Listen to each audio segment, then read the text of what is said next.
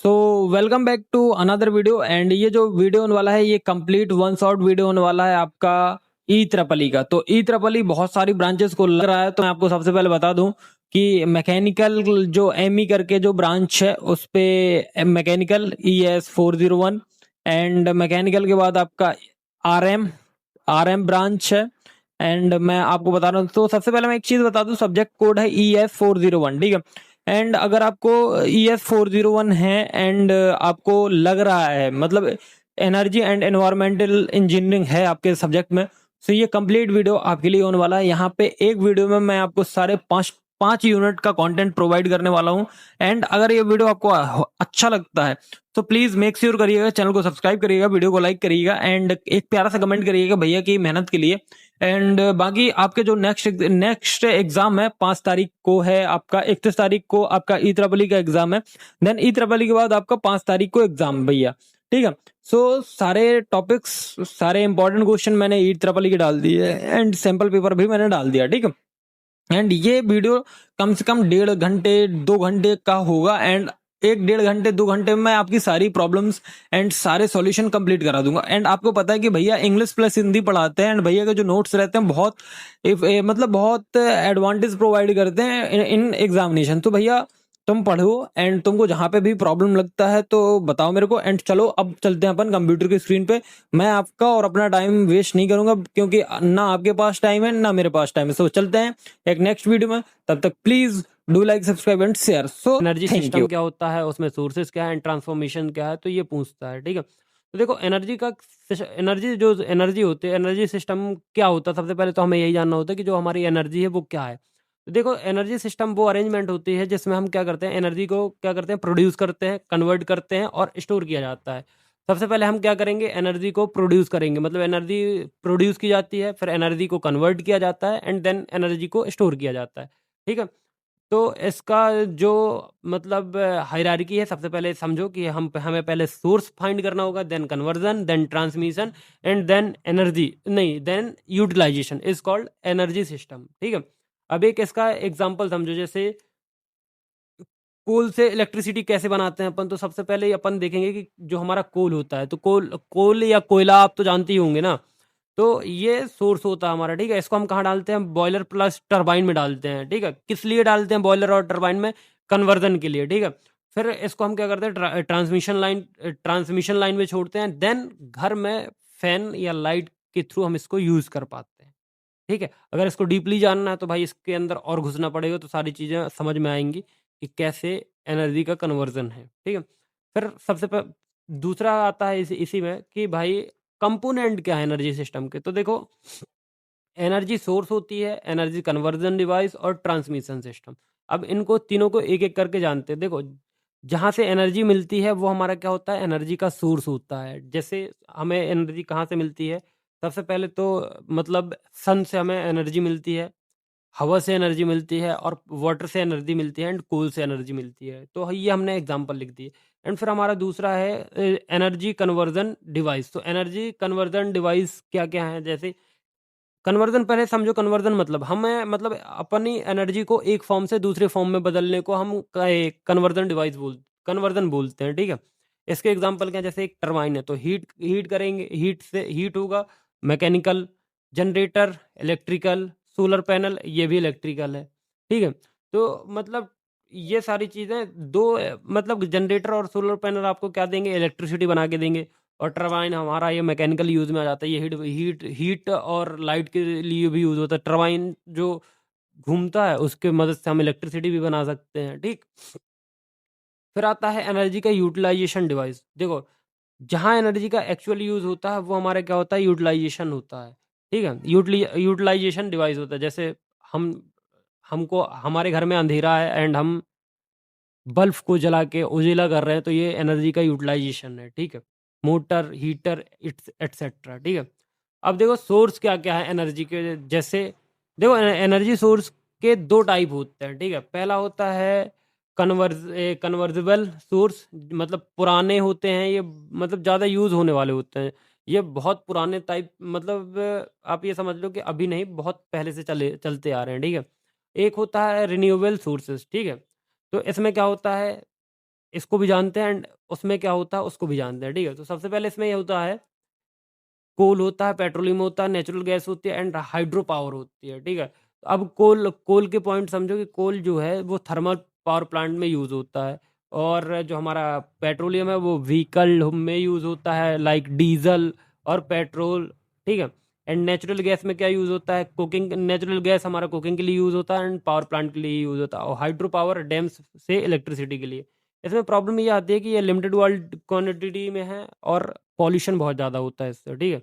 अब renewable source समझो, solar energy मतलब सनलाइट से पावर मिलता है हमको, विंड एनर्जी, विंड टरबाइन से हमें एनर्जी मिलती है, बायोमास, वुड्स हो गया और गोबर गैस, ठीक है। और जियोथर्मल, अर्थ के अंदर की हीट, और टाइडल मतलब समुद्र की लहरें, ठीक है।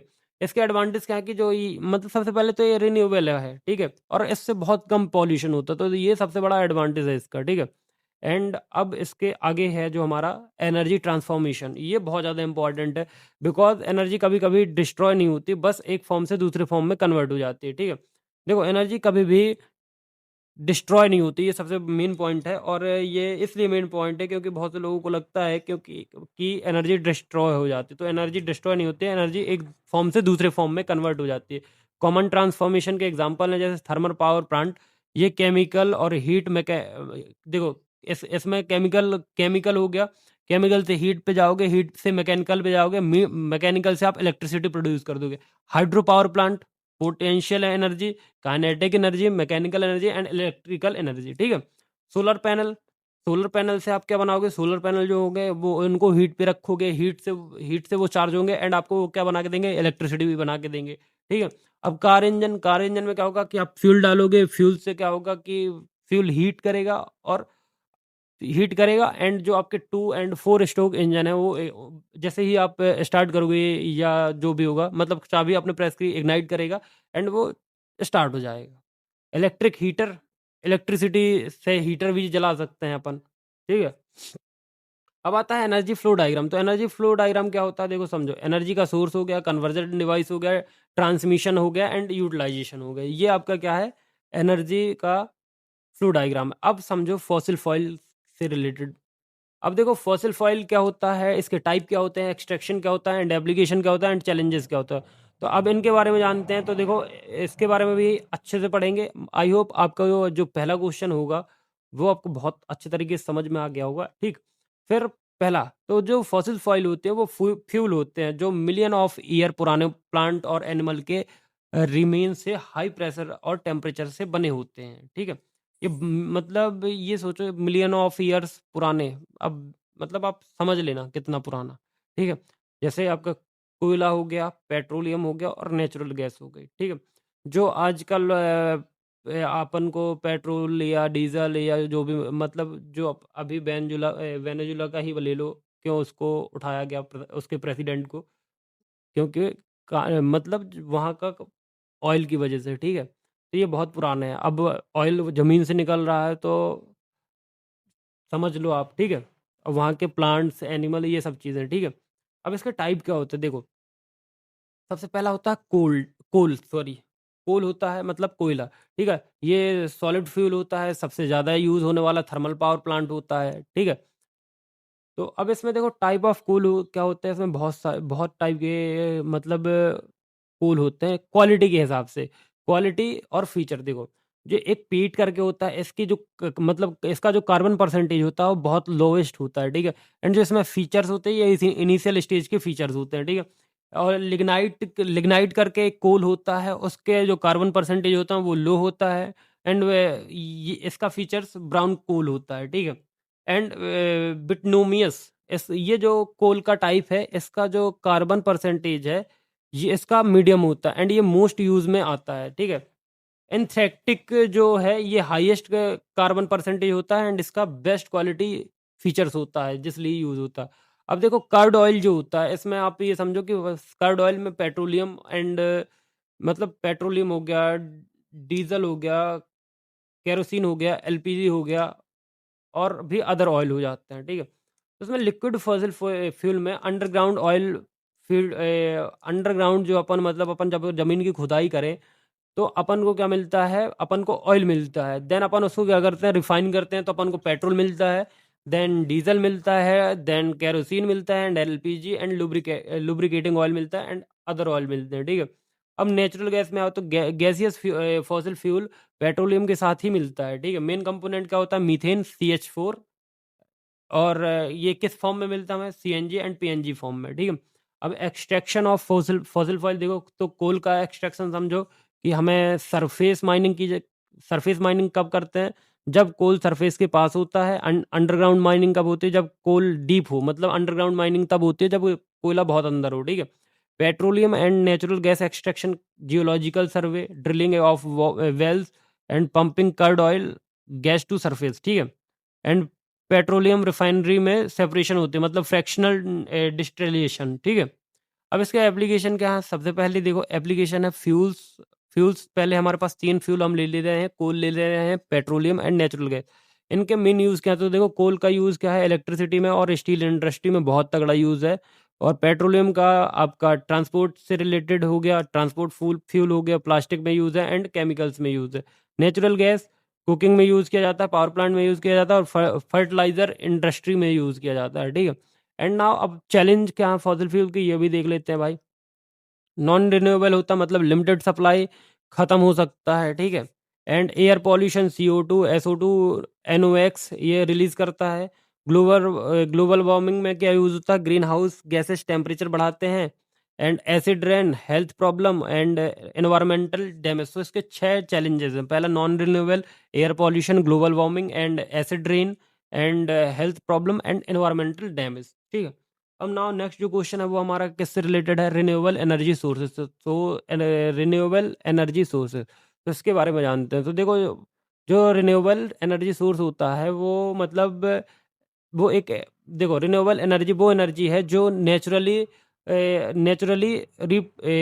मतलब ये नेचुरली, देखो रिन्यूएबल एनर्जी वो एनर्जी होती है जो नेचुरली रिप्लेनिश हो सकती है, एंड ये ख़त्म नहीं होती है, क्योंकि ये अपन को नेचुरली मिलती है, ठीक है। तो देखो सबसे पहले ये हो गया आपका solar and winds, biomass, tidal and wave हो गया, एंड हाइड्रोजन हो गया। तो सबसे पहले समझो सोलर एनर्जी में क्या होता है। सोलर एनर्जी में सोर्स जो होता है वो हमारा सनलाइट होता है, एंड इसकी वर्किंग क्या होती है कि ये सोलर पैनल सनलाइट को डायरेक्टली इलेक्ट्रिकल एनर्जी में कन्वर्ट कर देता है। अब इसका यूज़ कैसे होता है, हम यूज़ करते हैं सोलर वाटर हीटर में, एंड सोलर कुकर में, सोलर पावर प्लांट में, एंड एटसेट्रा। अब इसका एडवांटेज क्या है, ये भाई सबसे पहली चीज़ तो पॉल्यूशन बहुत कम करता है, एंड ये फ्री सोर्स होता है, ठीक है। एंड इसकी लिमिटेशन क्या है, सिर्फ दिन में ही काम करता है, एंड दिन में चार्ज हो जाएगा, एंड रात में आप यूज़ कर सकते हो। एंड इनिशियल कॉस्ट इसका थोड़ा हाई होता है, क्योंकि आप जब सोलर पैनल लगवाओगे अपने घर में तो आपको थोड़ा सा कॉस्ट पे करना पड़ेगा, ठीक है। नाउ सेकंड होता है आपका विंड एनर्जी। तो विंड एनर्जी क्या होता है कि जो हमारे आपने विंड एनर्जी मतलब आपने टीवी या कहीं फोटो वीडियोस में देखे होंगे, बड़े बड़े जो मतलब ब्लेड्स वाले पंखे देखे होंगे आपने, मतलब जो जिनसे हवा प्रोड्यूस की जाती है, ठीक है। तो हवा टरबाइन ब्लेड्स को घुमाते, देखो जो हमारे टरबाइन्स होते हैं वो ब्लेड्स को घुमाते हैं, ठीक है। टरबाइन टरबाइन जनरेटर को चलाता है, एंड इलेक्ट्रिसिटी बन जाता है, ठीक है। हवा टरबाइन ब्लेड्स को घुमाती, देखो ऐसे समझो कि जो जो बड़े-बड़े फैन्स होते हैं, अब मैं उनका फ़ोटो कहाँ से लाऊँ यहाँ पे? बट मैं बना देता हूँ यहाँ पे, देखो। ये समझो ये हमारे फ़ैन हो गए, ये बहुत बड़े-बड़े, एंड ये इसको कौन चलाएगा? हवा चलाएगा, इसमें टरबाइन लगा रहता है अंदर। तो हवा इसको घुमाएगा, सो हमारे टरबाइन ब्लेड्स घूमेंगे, एंड टरबाइन जनरेटर को चलाएगा, ठीक है। इसके अंदर जनरेटर भी सेट रहता है, तो इससे हम क्या बना सकते हैं, इलेक्ट्रिसिटी बना सकते हैं, ठीक है। अब यूज़ इलेक्ट्रिसिटी जनरेशन में यूज़ होता है, एंड वाटर पंपिंग में यूज़ होता है। एडवांटेज क्लीन एनर्जी रहती है, नो फ्यूल कॉस्ट, इसमें कोई फ्यूल का कॉस्ट नहीं लगता, ठीक है। और लिमिटेशन क्या है, विंड स्पीड कांस्टेंट नहीं होती है, एंड नॉइस प्रॉब्लम होता है, इसकी ये लिमिटेशन है, ठीक है। अब बात करते हैं बायोमास एनर्जी की। तो बायोमास एनर्जी के जो सोर्स होते हैं वो क्या होते हैं, सबसे पहले तो हमारा लकड़ी होता है, वुड होता है, क्रॉप वेस्ट होता है, एंड गोबर होता है, एंड ऑर्गेनिक वेस्ट होते हैं, ठीक है। इसके मेथड क्या है, direct burning and biogas plant, एक गोबर गैस, और बायोफ्यूल्स जैसे इथेनॉल और बायोडीजल्स, ठीक है। यूज़ कहाँ होता है, कुकिंग में यूज़ होता है, एंड इलेक्ट्रिसिटी में यूज़ होता है, एंड फर्टिलाइज़र में यूज़ होता है, जैसे बायोगैस में, ठीक है। एडवांटेज समझो, वेस्ट का यूज़ और रूरल एरियाज़ के लिए हेल्पफुल होता है, ठीक है। अब आता है लिमिट स्मोक पॉल्यूशन होता है और स्टोरेज प्रॉब्लम होती है, ठीक है। अब आता है टाइडल एनर्जी क्या होता है। टाइडल एनर्जी समझो कि ये सी टाइड्स मतलब समुद्र का पानी ऊपर नीचे होना, तो ये हमारा क्या होता है टाइडल एनर्जी का सोर्स होता है, ठीक है। इसकी इसका वर्किंग कैसे काम करती है। टाइडल टाइडल डैम में पानी स्टोर करता है। टाइडल डैम जो होता है हमारा, उसमें पानी पानी स्टोर होता है। देन फ्लो टरबाइन मतलब जो उसका पानी का फ्लो होता है वो टरबाइन को घुमाता है, एंड हम क्या करते हैं उस टरबाइन से हम इलेक्ट्रिसिटी प्रोड्यूस कर देते हैं, ठीक है। इसका एडवांटेज क्या होता है, ये प्रेडिक्टेबल होता है, नो फ्यूल रिक्वायर्ड होता है, ठीक है। लिमिटेशन क्या है कि सिर्फ कोस्टल एरियाज में होता है, एंड इसका जो इनिशियल सेटअप होता है वो भी कॉस्टली होता है, ठीक है। अब आता है वेव एनर्जी। तो वेव एनर्जी समझो समुंदर की वेव्स, ठीक है। एंड वेव्स के मोशन से टरबाइन या मैकेनिकल डिवाइस चलता है एंड इलेक्ट्रिसिटी बन जाती है, ठीक है। अब इसका एडवांटेज समझो, क्लीन एनर्जी समझ लो, और लिमिटेशन क्या है, टेक्नोलॉजी एक्सपेंसिव है और मरीन लाइफ पर इफेक्ट पड़ सकता है, ठीक है। तो अब 5 मैंने आपको बता दिए आपकी एनर्जी, एंड लास्ट है आपका क्या, हाइड्रोजन एनर्जी। तो हाइड्रोजन एनर्जी मतलब ये फ्यूल ऑफ फ्यूचर है। तो इसका प्रोडक्शन कैसे होता है, वाटर इलेक्ट्रोलिसिस से H2 मिलता है हम लोगों को।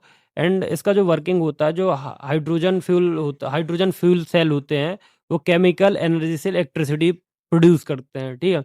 हम इसको कहाँ यूज़ करते हैं, सबसे पहले हम इस स्पेस रॉकेट में यूज़ करते हैं, पावर जनरेशन के टाइम पे यूज़ करते हैं, एंड व्हीकल्स में यूज़ करते हैं। Only water only water advantage समझो, only water as by product और हाई एनर्जी कॉन्टेंट, ठीक है। लिमिटेशन क्या है, स्टोरेज डिफिकल्ट होता है, प्रोडक्शन कॉस्टली होता है। एंड नाउ फोर्थ क्वेश्चन है हमारे क्या है, energy storage system.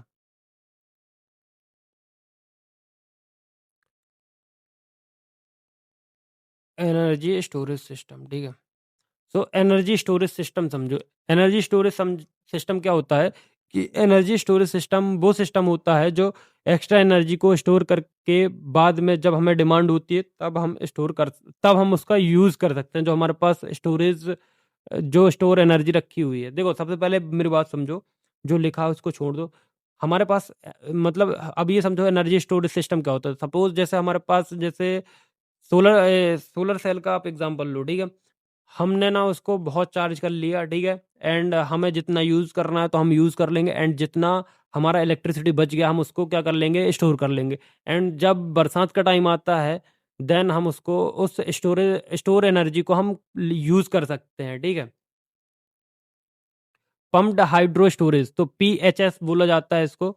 Off peak time में एक्स्ट्रा इलेक्ट्रिसिटी से पानी को लोअर सेवियर से ऊपर सेवियर में पंप करते हैं, एंड पीक डिमांड पे पानी नीचे गिरता है, ठीक है। देखो पीक डिमांड पे क्या होता है, पानी नीचे गिरता है एंड टरबाइन घूमता है एंड इलेक्ट्रिसिटी जनरेट हो जाती है। देखो सारा खेल पानी गिरना और टरबाइन का ही है, ठीक है। बाकी इलेक्ट्रिसिटी तो अपने आप ही बन ही जा रही है, ठीक है।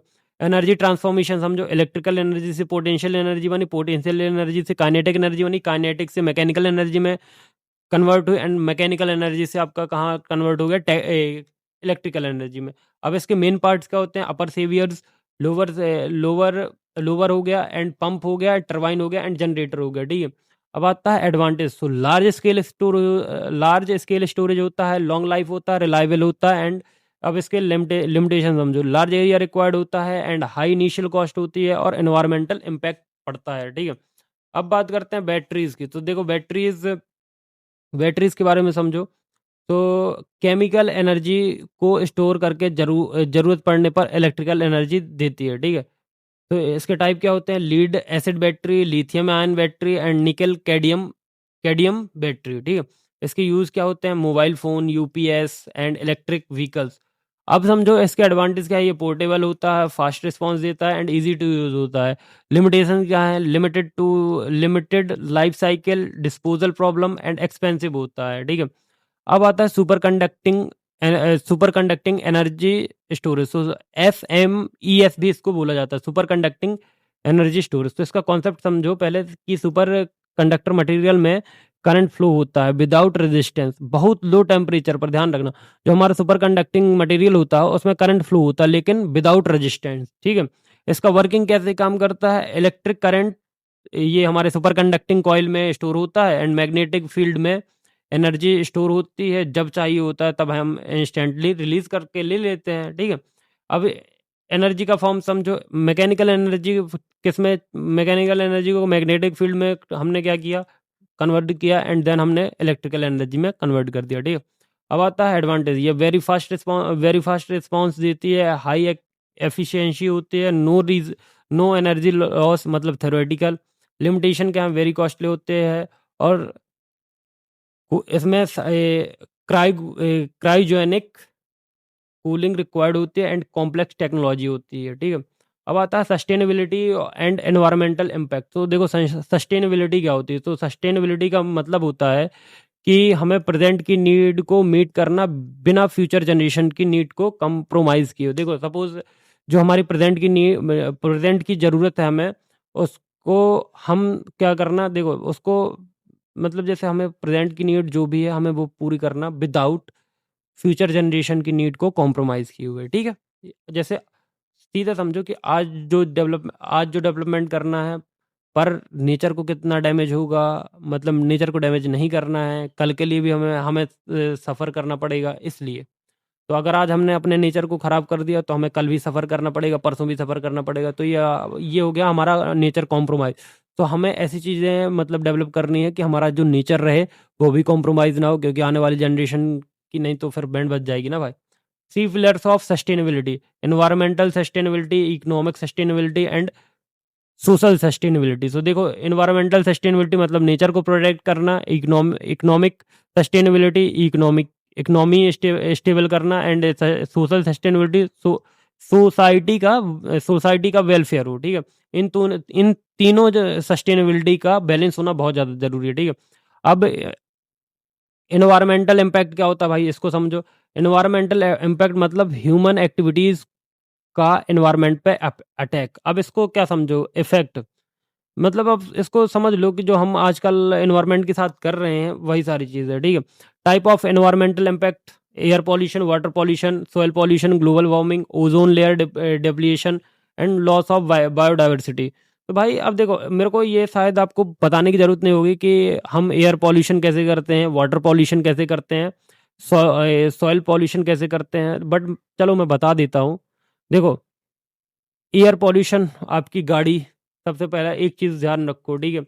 वाटर पॉल्यूशन, इंडस्ट्रियल वेस्ट हो गया, रिवर्स और अंडरग्राउंड वाटर को खराब कर रहे हैं एंड दूसरी चीज़ जो अपन कचड़ा-अचड़ा फेंक देते हैं, ये इससे हो गया। सॉइल पॉल्यूशन कैसे होता है, केमिकल पेस्टिसाइड से सॉइल फर्टिलिटी कम हो जाती है, इससे ग्लोबल वार्मिंग में मतलब ग्रीन हाउस गैसेस टेम्परेचर बढ़ा देते हैं। Ozone layer depletion, CFC gas ozone को डैमेज करती हैं and loss of biodiversity, forest cutting से स्पीसीज एक्सटिंक्ट हो रही हैं, ठीक है। अब relation between energy use and environmental impact. देखो फॉसिल फ्यूल जो है हमारी, वो हाई पॉल्यूशन है एंड उसका ग्लोबल वार्मिंग से में बहुत इफेक्ट पड़ता है, क्योंकि देखो जो फॉसिल फ्यूल है इसका पॉल्यूशन बहुत ज़्यादा हाई होता है एंड इसका इम्पैक्ट भी ग्लोबल वार्मिंग में बहुत ज़्यादा पड़ता है। एंड रिन्यूएबल एनर्जी, इसका लो पॉल्यूशन होता है और ये सस्टेनेबल होती है, ठीक है। And now measures of sustainability के मेजर्स देख लो। जैसे पहला हो गया हमारा renewable energy use, energy conversion, waste recycling, ठीक है। Pollution control law, sustainable development planning and afforestation, ठीक है। तो ये सब आपके किस में आते हैं, आपके मेजर्स ऑफ सस्टेनेबिलिटी में। तो ये हमारा यूनिट नंबर 1 है ई ट्रिपल ई का। इतना कर लो, बाकी इतने में ही काम हो जाएगा। बाकी एंड फंक्शन ऑफ इकोसिस्टम। तो सबसे पहले समझो स्ट्रक्चर बताना है एंड फंक्शन बताना है किसका, इकोसिस्टम का। तो इकोसिस्टम क्या होता है, सबसे पहले तो हमें यही समझना पड़ेगा कि भाई हमारा इकोसिस्टम मतलब क्या होता है। देखो एग्जाम ओरिएंटेड लाइन लिखे कि इकोसिस्टम जो होता है वो एक ऐसा सिस्टम होता है जहाँ लिविंग ऑर्गेनिज्म मतलब biotic and non living component abiotic आपस में इंटरेक्ट करते हैं, ठीक है। देखो इकोसिस्टम मतलब हम हो गए, अपना लिविंग ऑर्गेनिज्म हो गया एंड जो मेरा माइक है वो नॉन लिविंग कंपोनेंट हो गया, ठीक है। तो अब मैं जब मतलब माइक पे बोल रहा हूँ तो मैं लिविंग ऑर्गेनिज्म हूँ एंड ये नॉन लिविंग ऑर्गेनिज्म है। जैसे आपका एग्जांपल हो गया पॉन्ड्स, हो गया पॉन्ड्स इको सिस्टम, और फॉरेस्ट इकोसिस्टम, ठीक है। अब इसका स्ट्रक्चर समझो। स्ट्रक्चर का क्या मतलब है? स्ट्रक्चर का मतलब है इकोसिस्टम के पार्ट्स। अबायोटिक इकोसिस्टम मतलब नॉन लिविंग। तो ये समझो, ये फिजिकल और केमिकल फैक्टर होते हैं, जैसे सनलाइट हो गया, एयर हो गया, O2 एंड CO2, वाटर हो गया, सॉइल हो गया, टेम्परेचर हो गया एंड मिनरल्स हो गया, ठीक है। एंड अबायोटिक मतलब लिविंग। सो देखो प्रोसीजर, प्रो, ए, प्रो, प्रो, ए, अरे प्रोड्यूसर, ठीक है।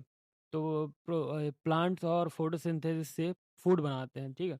जो प्रोसीजर होता है, प्रोड्यूसर होता है, वो क्या करता है कि आपका प्लांट्स और प्लांट से क्या बनाता है, वो फोटोसिंथेसिस से फूड बनाता है, ठीक है। एंड जो कंज्यूमर होता है, ठीक है, ऑटोट्रॉप्स या हेटरोट्रॉप्स भी बोल सकते हो आप। तो कंज्यूमर मतलब जो दूसरों पर डिपेंडेंट होते हैं, जैसे एक प्राइमरी कंज्यूमर होता है, secondary consumers and territory consumer. तो जो प्राइमरी कंज्यूमर होते हैं वो हर्बीवोरस होते हैं, जैसे गोट और dear.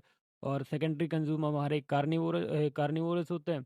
And territory consumer top carnivorous होते हैं, जैसे line and eagle. And decomposers क्या होते हैं, जैसे बैक्टीरिया हो गया, फंगाई हो गया, जो डेड ऑर्गेनिज्म को तोड़कर न्यूट्रिएंट वापस सॉइल में देते हैं। तो समझ गए ना आप? तो देखो biotic components there are three type: producer, consumer and decomposer. तो कंज्यूमर में तीन टाइप के: प्राइमरी, सेकेंडरी एंड टेरिटरी, ठीक है ना। इसके एग्जाम का आइडिया समझ लो कि आप पहले सन बनाओगे, सन से प्लांट बनेगा, प्लांट से herbivorous, carnivorous and decomposer. I hope समझ गए। अब फंक्शन क्या है इकोसिस्टम के? तो देखो सबसे पहले है प्रोडक्टिविटी। तो productivity it means plant solar energy से फूड बनाते हैं। आपको सबको पता है जो हमारे प्लांट्स होते हैं वो क्या करते हैं कि सोलर एनर्जी से फूड बनाते हैं। ये दो टाइप के होते हैं, GPP एंड NPP। GPP मतलब gross primary productivity and net primary productivity, ठीक है। अब आता है एनर्जी का फ्लो। तो एनर्जी के फ्लो में क्या होता है, एनर्जी फूड चेन के थ्रू फ्लो करती है। जैसे डायरेक्शन क्या होता है, सन से procedure, consumer, producer, consumer and decomposer, ठीक है। एनर्जी हर लेवल पे डिक्रीज होती है 10%, ठीक है। अब आता है न्यूट्रिएंट साइकिल। तो न्यूट्रिएंट साइकिल समझो कि ये कार्बन हो गया, नाइट्रोजन हो गया, वाटर साइकिल के थ्रू न्यूट्रिएंट्स कैलकुलेट होते हैं, ठीक है। तो देखो अब आता है डिकम्पोजर। डेड प्लांट्स और एनिमल को माइक्रो ऑर्गेनिज्म से ब्रेक करते हैं एंड न्यूट्रिएंट्स जो होते हैं वो सॉइल में रिटर्न चले जाते हैं, ठीक है। आई होप आपको ये जो मैंने बताया है, आपको जो स्ट्रक्चर बताया इकोसिस्टम का, पहले अबायोटिक कंपोनेंट जो नॉन लिविंग होते हैं, बायोटिक कंपोनेंट मतलब living living organism. And function में समझ में आ गया होगा, productivity, energy flow, nutrient cycle and decomposition. And अब आता है एनर्जी फ्लो का फूड चेन। तो इसमें क्या होता है, फूड वेब्स, इकोलॉजिकल पिरामिड्स। तो देखो अब हमें ये समझना है। तो सबसे पहले समझो कि energy flow in ecosystem, energy का फ्लो क्या है इकोसिस्टम में। तो देखो एनर्जी जो है इकोसिस्टम में सन से स्टार्ट होती है और ऑर्गेनिज्म के थ्रू पास होती है। देखो सन से स्टार्ट हुई एंड ऑर्गेनिज्म के थ्रू पास होती है। इंपॉर्टेंट रूल समझ लो कि एनर्जी फ्लो होती है और वन वे। देखो एनर्जी जो होती है वन वे होता है और हर ट्रॉफिक लेवल पर एनर्जी कम होती है। जैसा मैंने आपको बताया ना कि जैसे आप एनर्जी ऊपर ऊपर पे मैंने बताया ना कि हर हर चेंज पे, हर मतलब एनर्जी हर लेवल पर डिक्रीज होगी। जैसे सन से प्रोसीजर में जाएगी, फिर कंज्यूमर में जाएगी, और डिकम्पोजर में जाएगी, तो यहाँ पे एनर्जी 10% कम होगी। अब भाई फूड चेन समझ लो। फूड चेन एक लीनियर सीक्वेंस होता है जहाँ जहाँ एक ऑर्गेनिज्म दूसरे ऑर्गेनिज्म को खाता है। ये तो अपन छोटे से ही पढ़ते आ रहे हैं। ग्रास, डियर खाएगा ग्रास को एंड डियर को खाएगा टाइगर, ठीक है। अब type of food chain, there are two type of food chain. तो सबसे पहला है ग्रेजिंग फूड चेन एंड दूसरा डिट्रीटस फूड चेन। तो ग्रेजिंग में क्या होता है, प्लांट से स्टार्ट होता है। प्लांट से स्टार्ट होते हैं, जैसे ग्रास ग्रास को खाएगा गोट, गोट को खाएगा लायन। एंड जो डिट्रीटस होता है इसमें डेड मैटर से स्टार्ट होते हैं, जैसे डेड लीव्स है उसको खाएगा अर्थवॉर्म, अर्थवॉर्म को खाएगा वर्ड। तो ये हो गया। एंड फूड वेब क्या होती है, फूड वेब का डेफिनेशन देख लेते हैं। तो जो फूड वेब होता है वो मल्टीपल फूड चेन को इंटरकनेक्ट नेटवर्क होता है। देखो इंटरकनेक्टेड नेटवर्क तो समझते होगे। तो देखो जो फूड वेब होता है वो मल्टीपल फूड चेन्स होते हैं, ठीक है। ये इंटरकनेक्शन और ये नेटवर्क बन जाता है, ठीक है। रियल इकोसिस्टम में एक ऑर्गेनिज्म कई ऑर्गेनिज्म को खाता है और खुद भी कई के लिए फूड होता है। देखो जैसे सपोज़ आपको मैं जैसे एक वाइल्ड वाइल्ड लाइफ़ के एग्ज़ाम्पल देता हूँ, जैसे घास को खाया डियर को खाया लायन ने, ऐसे समझ लो। जैसे मैंने आपको बताया डेड लीव्स को खाएगा अर्थवर्म, अर्थवर्म को खाएगा बर्ड, और बर्ड को भी कोई खाएगा ही खाएगा। तो ये आपका फूड वेब का रियल एग्ज़ाम्पल, ठीक है? एडवांटेज क्या है? ज़्यादा स्टेबल होता है फूड चेन, ठीक है? फूड चेन से ज़्यादा स्टेबल होता है। अब आता है इकोलॉजिकल पिरामिड। ये ट्रॉपिक लेवल का ग्राफिकल रिप्रेजेंटेशन होता है, जैसे pyramid of number, pyramid of biomass. तो देखो पिरामिड ऑफ नंबर में क्या होता है? ऑर्गेनिज्म की शाखाएँ दिखाता है, ठीक है? और पिरामिड ऑफ बायोमास में क्या होता है कि total living mass at each level. फिर आता है पिरामिड ऑफ एनर्जी, ये मोस्ट इंपॉर्टेंट है। इसमें एनर्जी फ्लो को शो करता है, जैसे हमेशा अपराइट होता है, एनर्जी डिक्रीज होती है, ठीक है? अब 10% लॉ ऑफ एनर्जी फ्लो, ये समझ लो अच्छे से। 10% law of energy flow, her trophic level से नेक्स्ट लेवल को सिर्फ 10% एनर्जी ट्रांसफर होती है, बाकी हीट के फॉर्म में लॉस हो जाती है। देखो आप कोई भी एनर्जी को ट्रांसफ़र करोगे ना, सिर्फ आपको 10% एनर्जी मिलेगी, बाकी हीट के फॉर्म में क्या हो जाएगी? लॉस हो जाएगी, ठीक है? अब आता है इकोलॉजिकल सक्सेशन। तो इकोलॉजिकल सक्सेशन बताना आपको प्राइमरी एंड सेकेंडरी। तो देखो इकोलॉजिकली सक्सेशन होता क्या है? पहले हमें ये नहीं पता कि इकोलॉजिकल सक्सेशन क्या है। तो सबसे पहले जानेंगे इकोलॉजिकल सक्सेशन, वो ग्रेजुअली एंड ऑर्डरली चेंज है जो एक एरिया में टाइम के साथ-साथ स्पीशीज़ कंपोज़िशन में होता है। देखो, इकोलॉजिकल सक्सेशन वो होता है जो ग्रेजुअली और ऑर्डरली चेंज होता है, ठीक है? जो एक एरिया में टाइम के साथ-साथ स्पीशीज़ कंपोज़िशन में होते हैं, ठीक है? सिंपल समझाता हूँ, अभी समझ में नहीं आया। जैसे एक जगह पर धीरे-धीरे प्लांट्स और एनिमल आते हैं और इकोसिस्टम डेवलप होता है, बस ये है आपका इकोलॉजिकल। जैसे समझ लो आपने छोटे-छोटे पेड़-पौधे लगाए, ठीक है? फिर उनके उन पत्तों से, उन शाखाओं से नए पेड़ बनेंगे, फिर नए एनिमल्स बॉर्न होंगे। इस टाइप से आप इसको इकोलॉजिकल सक्सेशन समझ सकते हो। तो देखो इकोलॉजिकल सक्सेशन दो primary, there are two type, I think, हाँ, there are two type of ecological succession. First is primary succession and second is secondary succession. तो कहाँ होता है? जहाँ पहले लाइफ एग्जिस्ट ही नहीं करती है। जैसे देखो प्राइमरी सक्सेशन वो है जहाँ पे लाइफ एग्जिस्ट ही नहीं करती, जैसे बेर रॉक्स, वोल्केनो एरिया, ग्लेशियर के बाद एक्सपोज्ड लैंड, ठीक है? अब स्टेप्स क्या है? जैसे क्या आते हैं? मॉस आते हैं या पॉइनर स्पीसीज आते हैं, सॉइल के हुए सॉइल फॉर्मेशन स्टार्ट हो जाती है, small plant grow, serves tree and climax community, stable ecosystem. ये प्रोसेस बहुत स्लो होता है। जो प्राइमरी सक्सेशन होता है वो बहुत स्लो प्रोसेस होता है, एंड जो सेकेंडरी होता है ये कहाँ होता है? जहाँ पहले लाइफ थी पर किसी डिस्टरबेंस से डिस्ट्रॉय हो गई। देखो एक बात समझना, इनमें दोनों में डिफरेंस बहुत बड़ा है। जो प्राइमरी सक्सेशन है वो क्या कहता है? जहाँ पहले लाइफ एग्जिस्ट ही नहीं करती।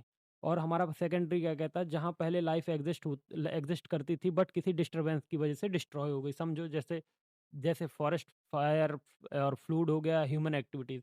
अब इसके स्टेप समझो, सॉइल ऑलरेडी प्रेजेंट होती है, grasses grow and serves tree and climax community. ये प्राइमरी से फास्ट होती है, इतना ध्यान रखना। जो हमारा प्राइमरी सक्सेशन है उसके कंपैरिजन में फास्ट होता है, ठीक। अब इसका थोड़ा सा डिफरेंस समझ लो कि difference between succession, primary succession and secondary succession. तो primary succession, no life earlier, life exist करती है before. No soil initially, soil already present, soil process slow process, it's fast process, start with lichens, start with grasses, ठीक है। तो I hope ये समझ में आ गया। अब आता है क्लाइमेक्स कम्युनिटी। तो फाइनल स्टेबल स्टेज जहाँ इकोसिस्टम बैलेंस में होता है और स्पीसीज चेंज स्लो होता है। देखो जो क्लाइमेक्स कम्युनिटी है इसमें क्या होता है कि जो हमारा फाइनल स्टेबल स्टेज होता है वहाँ पे इकोसिस्टम हमारा बैलेंस होता है और स्पीसीज स्लो चेंज होते हैं, ठीक है, ये है। अब आता है type of ecosystem, like forest, grassland and desert. तो अब सबसे पहले अब इसको जानते हैं, ठीक है। तो देखो सबसे पहले हमारा टाइप ऑफ इकोसिस्टम में क्या जानने वाले हैं? Forest ecosystem. तो इसका डिस्क्रिप्शन समझो, डेंस ट्री और हाई बायोडाइवर्सिटी वाला ये इकोसिस्टम होता है। जो हमारा फॉरेस्ट होता है इसमें क्या होता है? ये इसमें डेंस बहुत ज़्यादा ट्री होते हैं और हाई बायोडाइवर्सिटी होती है, ठीक है। अब ये अबॉटिक फैक्टर्स, जैसे हाई रेनफॉल होता है, फर्टाइल सॉइल होता है एंड मॉडरेट टेम्परेचर होता है। बायोटिक कंपोनेंट समझ लो, जो प्रोड्यूसर होता है वो क्या होता है? ट्री और प्लांट होते हैं प्रोड्यूसर। कंज्यूमर क्या होता है, डियर हो गया, टाइगर हो गया, बर्ड्स हो गया। और डिकम्पोजर क्या है, बैक्टीरिया एंड फंगाई। इसके कैरेक्टरिस्टिक क्या है, हाई बायोमास होता है, कॉम्प्लेक्स फूड वेब होता है, ऑक्सीजन प्रोडक्शन ज़्यादा होता है, ठीक है। एंड अब बात करते हैं ग्रासलैंड इकोसिस्टम की। तो देखो, जहाँ ट्रीज कम हो और ग्रास डोमिनेट करते हो, उसको क्या बोलते हैं, ग्रासलैंड इकोसिस्टम। आप एक चीज़ समझो, जहाँ पे पेड़ पौधे कम हो और ग्रास ज़्यादा हो, मतलब ग्रास ज़्यादा डोमिनेट करे, उसको हम क्या बोलते हैं, ग्रासलैंड इकोसिस्टम। ये अबॉर्टिक फैक्टर क्या है, ये मॉडरेट रेनफॉल में होता है एंड ओपन लैंड में होता है। बॉट बॉयटिक कंपोनेंट प्रोड्यूसर कौन होता है, ग्रासेस होते हैं। खाने वाला कौन होता है, कंज्यूमर होता है, काऊ, डियर, लायन, ठीक है। डिकम्पोजर क्या होता है, माइक्रो ऑर्गेनिज्म। इसके कैरेक्टरिस्टिक क्या है, large herbivorous large herbivorous population and soil fertile होती है, और फायर कॉमन फैक्टर होता है, ठीक है। अब आता है डेजर्ट इकोसिस्टम। तो इसका डिस्क्रिप्शन समझो कि ये वेरी लो रेनफॉल और एक्सट्रीम टेम्परेचर वाला एरिया होता है। यहाँ पे रेनफॉल बहुत कम होती है और एक्सट्रीम टेम्परेचर मतलब एक्सट्रीम हॉट टेम्परेचर वाला एरिया होता है। अबॉर्टिक मतलब हाई टेम्परेचर होता है दिन में, रात में लो होता है, और सैंडी सॉइल होती है। और अबॉर्टिक फैक्टर तो समझ लिया। अबॉर्टिक फैक्टर समझो, जो प्रोड्यूसर होता है वो क्या होता है, कैक्टस होता है, थॉर्नी प्लांट्स होते हैं। एंड कंज्यूमर क्या होता है, कैमल होता है, स्नेक होता है, लिजर्ट होता है। एंड डिकम्पोजर क्या होता है, बैक्टीरिया होता है। कैरेक्टरिस्टिक क्या, लो बायोडाइवर्सिटी एंड प्लांट्स में वाटर स्टोरेज एडेप्शन होता है। एनिमल नॉक्चुरली होते हैं, ठीक है। अब इसका डिफरेंस समझो। तो डिफरेंस क्या है, फीचर समझना, rainfall, vegetable and biodiversity and temperature, ये हमारे क्या है फीचर्स हैं। फॉरेस्ट, ग्रासलैंड एंड डिजर्ट में समझना। तो रेनफॉल फॉरेस्ट में हाई होती है, ग्रासलैंड में मॉडरेट होती है, और डेजर्ट में बहुत कम होती है। वेजिटेशन, ट्री फॉरेस्ट में ज़्यादा हो, ट्री हो वेजिटेशन मतलब फॉरेस्ट में वेजिटेशन क्या होता है, ट्री होता है, ग्रासलैंड में ग्रासेस होते हैं, एंड सर्फ्स एंड कैक्टस होते हैं। बायोडाइवर्सिटी ट्री फॉरेस्ट में हाई होती है, ग्रासलैंड में मीडियम होती है, और डेजर्ट में लो होती है। टेम्परेचर फॉरेस्ट में मॉडरेट होता है और ग्रासलैंड में मॉडरेट होता है, बट डेजर्ट में एक्सट्रीम होता है। अब आता है एक्वेटिक इकोसिस्टम। आपके पॉन्ड्स हो गए, रिवर हो गया, लेक्स हो गया, ओशियन हो गया, एस्चुरीज हो गया, ठीक है। अब समझते हैं एक्वेटिक इकोसिस्टम होता क्या है। तो एक्वेटिक इकोसिस्टम वो होते हैं जो वाटर एनवायरनमेंट में डेवलप होते हैं। देखो, एक्वेटिक इकोसिस्टम वो होते हैं कि जो वाटर एनवायरनमेंट में डेवलप किए जाते हैं। ये दो टाइप के होते हैं, फ्रेश वाटर इकोसिस्टम और मरीन इकोसिस्टम। तो सबसे पहले अपन पॉन्ड्स इकोसिस्टम समझेंगे, मतलब तालाब। तो ये इसमें टाइप क्या होता है, फ्रेश वाटर होता है, स्मॉल स्मॉल वाटर बॉडी होती है, ठीक है। तो लिट्रॉल, इसके जोन्स क्या होते हैं, littoral zones, limnetic zones and benthic zones होते हैं, बॉटम, ठीक है। बायोटिक कंपोनेंट क्या है, इसका प्रोड्यूसर कौन होगा, एक्वेटिक प्लांट्स होते हैं एंड एगले होता है, ठीक है। एंड कंज्यूमर क्या होगा, फिश होगा, इंसेक्ट्स होंगे एंड फ्रॉग्स होंगे। एंड डिकम्पोजर बैक्टीरिया ही होगा, ठीक है। रिवर इकोसिस्टम समझो, ये फ्रेश वाटर होता है एंड फ्लोइंग वाटर होता है, ठीक है। तो इसके फीचर्स क्या हैं, सबसे पहले आपका वाटर करंट फास्ट होता है एंड ऑक्सीजन हाई होता है। ऑर्गेनिज्म करंट के हिसाब से अडेप्ट होते हैं। एग्जांपल ऑफ ऑर्गेनिज्म, फिश होता है, इंसेक्ट होता है एंड प्लैंकटन होता है, ठीक है। लेक इकोसिस्टम समझो, ये फ्रेश वाटर रहता है and large large water body रहती है। जोन्स क्या होता है, लिट्रॉल होता है, लेमेंटिक होता है एंड प्रोफेंडफुल मतलब प्रोफेंडल मतलब डीप एंड बेंथिक, ठीक है। अब इसके फीचर समझो, more stable than ponds and stratification होती है, मतलब टेम्परेचर लेयर, ठीक है। Ocean ocean ecosystem, marine ecosystem, salt water होता है, इंट्रेटियल जोन्स में होता है, नेट्रेटिक जोन्स में होता है, एंड ओशनेटिक एंड बेनेथिटिक, ठीक है। एंड इसका बात समझो, अब फीचर्स क्या है, हाई बायोडाइवर्सिटी होती है and plankton base of food chain होता है एंड सैलिनिटी हाई होती है, ठीक है। सैलिनिटी हाई होता है, ठीक। सो अब आपका एस्चुअरी इकोसिस्टम है। देखो, मैं तो एस्चुअरी इकोसिस्टम ही पढ़ता हूँ, एंड आप जो भी पढ़ते हैं तो करेक्ट पढ़ लीजिएगा। मैं तो एस्चुअरी ही पढ़ता हूँ। देखो, जहाँ पर रिवर का फ्रेश वाटर और सी का सॉल्ट वाटर मिलता है, वहाँ एस्चुअरी इकोसिस्टम होता है। ये इसके फीचर्स क्या, न्यूट्रिएंट रिच होता है, हाई प्रोडक्टिविटी होता है, और नर्सरी होती है किसके लिए, फिश के लिए। एंड मैंग्रोव्स फॉरेस्ट पे होता है एग्जाम्पल, ठीक है। अब इसके डिफरेंस समझ लो। तो देखो, इकोसिस्टम में पॉन्ड्स होता है, रिवर होता है, लेक होता है, और ओशियन होता है, और एस्चुअरी होता है, ठीक है। इसके वाटर टाइप क्या है, तो सबके फ्रेश है, मतलब देखो पॉन्ड्स, रिवर, लेक का फ्रेश है, एंड ओशियन का सॉल्टी है, एंड एस्चुअरी का मिक्स्ड है। एंड इसके स्पेशल फीचर समझ लो। पॉन्ड्स के फीचर्स हैं स्मॉल स्टिल, रिवर का फ्लोइंग, लेक का डीप एंड लेयर्ड, ओशियन का vast and high biodiversity, and estuary का है न्यूट्रिएंट रिच। तो ये हमारा यूनिट नंबर सेकंड का हमने इकोसिस्टम वाला यूनिट्स ख़त्म कर दिया है। एंड अब हम जो पढ़ेंगे वो हमारा यूनिट नंबर 3 होगा, जो कि बायोडाइवर्सिटी एंड कन्वर्जन के बारे में होगा। सो मिलते हैं नेक्स्ट वीडियो में, तब तक please do like, subscribe and share, and channel को प्लीज़ सब्सक्राइब कर देना। एंड अगर आपने यूनिट 1 नहीं देखा तो प्लीज़ जाके देख लो, एंड मैं इस वीडियो के डिस्क्रिप्शन पे लिंक दे दूंगा। सो थैंक यू, मिलते हैं नेक्स्ट वीडियो। सबसे पहले हमें क्वेश्चन क्या, levels of biodiversity and genetic species and ecosystem. तो देखो सबसे पहले बायोडाइवर्सिटी क्या होता है। तो बायोडाइवर्सिटी का मतलब होता है लिविंग ऑर्गेनिज्म की वैरायटी जो अर्थ पर प्रेजेंट है। तो देखो बायोडाइवर्सिटी इट मीन्स जो लिविंग ऑर्गेनिज्म की वैरायटी अर्थ पर प्रेजेंट है उसको हम क्या बोलते हैं, बायोडाइवर्सिटी बोलते हैं। तो जैसे जेनेटिक डाइवर्सिटी होती है, इसमें क्या होता है कि सेम स्पीसीज के इंडिविजुअल्स के जीन्स में डिफरेंस। देखो जैसे सेम स्पीसीज हुआ बट उनके इंडिविजुअल के जीन्स में क्या होता है, डिफरेंस होता है। जैसे different varieties of rice, different different breeds of dog. आप बहुत टाइप के राइस देखते हो और बहुत टाइप के आप डॉग्स देखते हो, ठीक है। इंपॉर्टेंस क्या है, डिसीज जो होते हैं वो resistance and adaptation of environment, ठीक है। एंड फिर आता है क्रॉप इम्प्रूवमेंट। सो ये आपके इनके इंपॉर्टेंस है जेनेटिक डाइवर्सिटी की। अब आता है स्पीसीज डाइवर्सिटी। सो स्पीसीज डाइवर्सिटी में होता है किसी एरिया में डिफरेंट स्पीसीज की वैरायटी होती है। जैसे फॉरेस्ट में एग्जांपल से देखते हैं, जैसे हमारा जो फॉरेस्ट में प्लांट होते हैं, बर्ड्स होते हैं, इंसेक्ट होते हैं, एंड एनिमल होते हैं। एंड इनका इंपॉर्टेंस क्या है, इकोसिस्टम स्टेबिलिटी होती है एंड फूड चेन बैलेंस होता है, ठीक है। अब समझो इकोसिस्टम डाइवर्सिटी का होता है डिफरेंट टाइप के इकोसिस्टम की वैरायटी होती है। जैसे एग्जांपल के तौर पे समझाऊं, जो मैंने यूनिट नंबर सेकंड में समझाया था आपको, फॉरेस्ट हो गया, डेजर्ट हो गया, ग्रासलैंड हो गया, ओशियन हो गया, वेटलैंड हो गया। एंड इनके इंपॉर्टेंस क्या है, डिफरेंट हैबिटेट्स, इकोलॉजिकल बैलेंस, ये है इनका इंपॉर्टेंस। अब डिफरेंस समरी समझ लो भाई। डिफरेंस समरी क्या है कि लेवल। तो लेवल है जेनेटिक स्पीसीज एंड इकोसिस्टम। इसका जेनेटिक का फोकस कहाँ होता है, जीन्स विथ स्पीसीज में। एंड इसके एग्जांपल है राइस की वेराइटीज, ठीक है। स्पीसीज का फोकस कहाँ पे होता है, डिफरेंट स्पीसीज में। इसके एग्जांपल है लायन हो गया, डियर हो गया, एंड प्लांट्स हो गया। इकोसिस्टम डिफरेंट हैबिटेट्स एंड आपका फॉरेस्ट एंड डेजर्ट आंसर, ठीक है।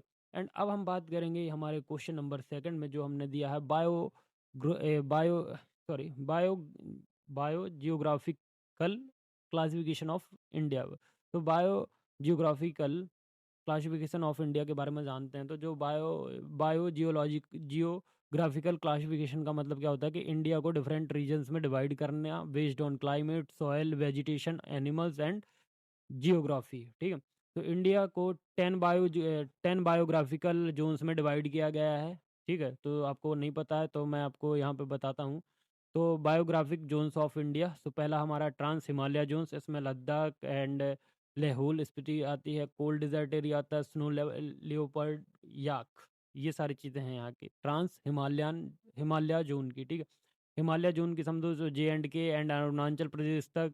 एंड फॉरेस्ट प्लस माउंटेन होते हैं, पाइन होता है, डिडोर ट्री होते हैं, and red panda, Himalayan bear यहाँ देखा जाता है, ठीक है। अब आता है डेजर्ट। डेजर्ट जोन कहाँ है, राजस्थान एंड गुजरात के पार्ट होते हैं। ये वेरी, यहाँ पे रेनफॉल बहुत कम होती है। यहाँ पे आपको कैक्टस के प्लांट देखे जाते हैं और कैमल देखे जाते हैं। सेमी एरिड जोन्स, ये हमारे पंजाब हो गया, हरियाणा हो गया, गुजरात के पार्ट होते हैं। यहाँ पे ग्रासलैंड होता है, ब्लैक ब्लैक बाग देखने को मिलता है आपको, एंड फॉक्स हो गया। अब आता है वेस्टर्न घाट। वेस्टर्न घाट क्या हो गया, महाराष्ट्र से केरल तक होता है वेस्टर्न घाट। हाई बायोडाइवर्सिटी होती है, एंडेमिक स्पीसीज ज़्यादा होते हैं। लाइन टेल्ड मैक्यू होते हैं यहाँ पे, ठीक है। वो आता है डेक्कन प्लेट्यू। सो डेक्कन प्लेट्यू जो है वो सेंट्रल इंडिया में है। एंड ड्राइड एडियस फॉरेस्ट होते हैं यहाँ पे आपको टीक ट्रीज देखने को मिलते हैं, एंड टाइगर देखने को मिलते हैं।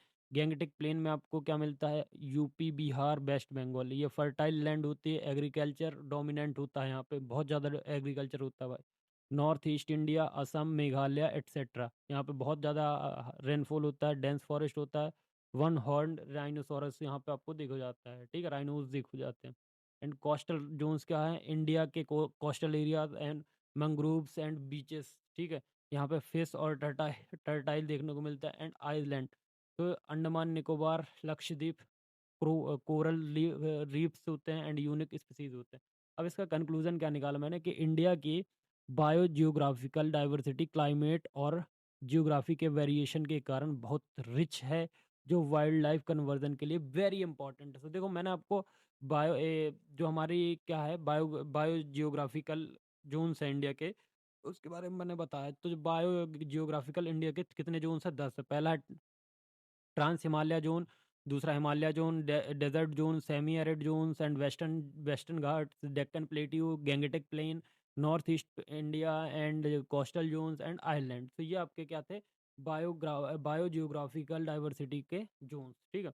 नाउ क्वेश्चन नंबर थर्ड है, बायोडाइवर्सिटीज की वैल्यू बताओ, consumptive, aesthetic, ethical and aesthetic. तो देखो इसके बारे में जानते हैं। सो वैल्यू ऑफ बायोडाइवर्सिटी, तो सबसे पहले हमें क्या जानना होगा कि जो वैल्यू है, वैल्यू ऑफ डाइवर्सिटी होता है क्या? तो देखो बायोडाइवर्सिटी की वैल्यू का मतलब होता है ह्यूमन लाइफ और एनवायरनमेंट के लिए बायोडाइवर्सिटी इंपॉर्टेंस। देखो बायोडाइवर्सिटी वैल्यू का मतलब होता है ह्यूमन लाइफ, एक ह्यूमन लाइफ हो गई, और एनवायरनमेंट के लिए बायोडाइवर्सिटी का इंपॉर्टेंस। तो सबसे पहले आता है कंजप्टिव यूज वैल्यू। सो कंजप्टिव यूज वैल्यू मतलब डायरेक्टली यूज होने वाली चीज़ें। हम डायरेक्टली क्या यूज़ करते हैं? जैसे फूड हो गया, जैसे फ्रूट्स हो गए, वेजिटेबल हो गए, फिश हो गए, तो ये हम डायरेक्टली यूज़ करते हैं।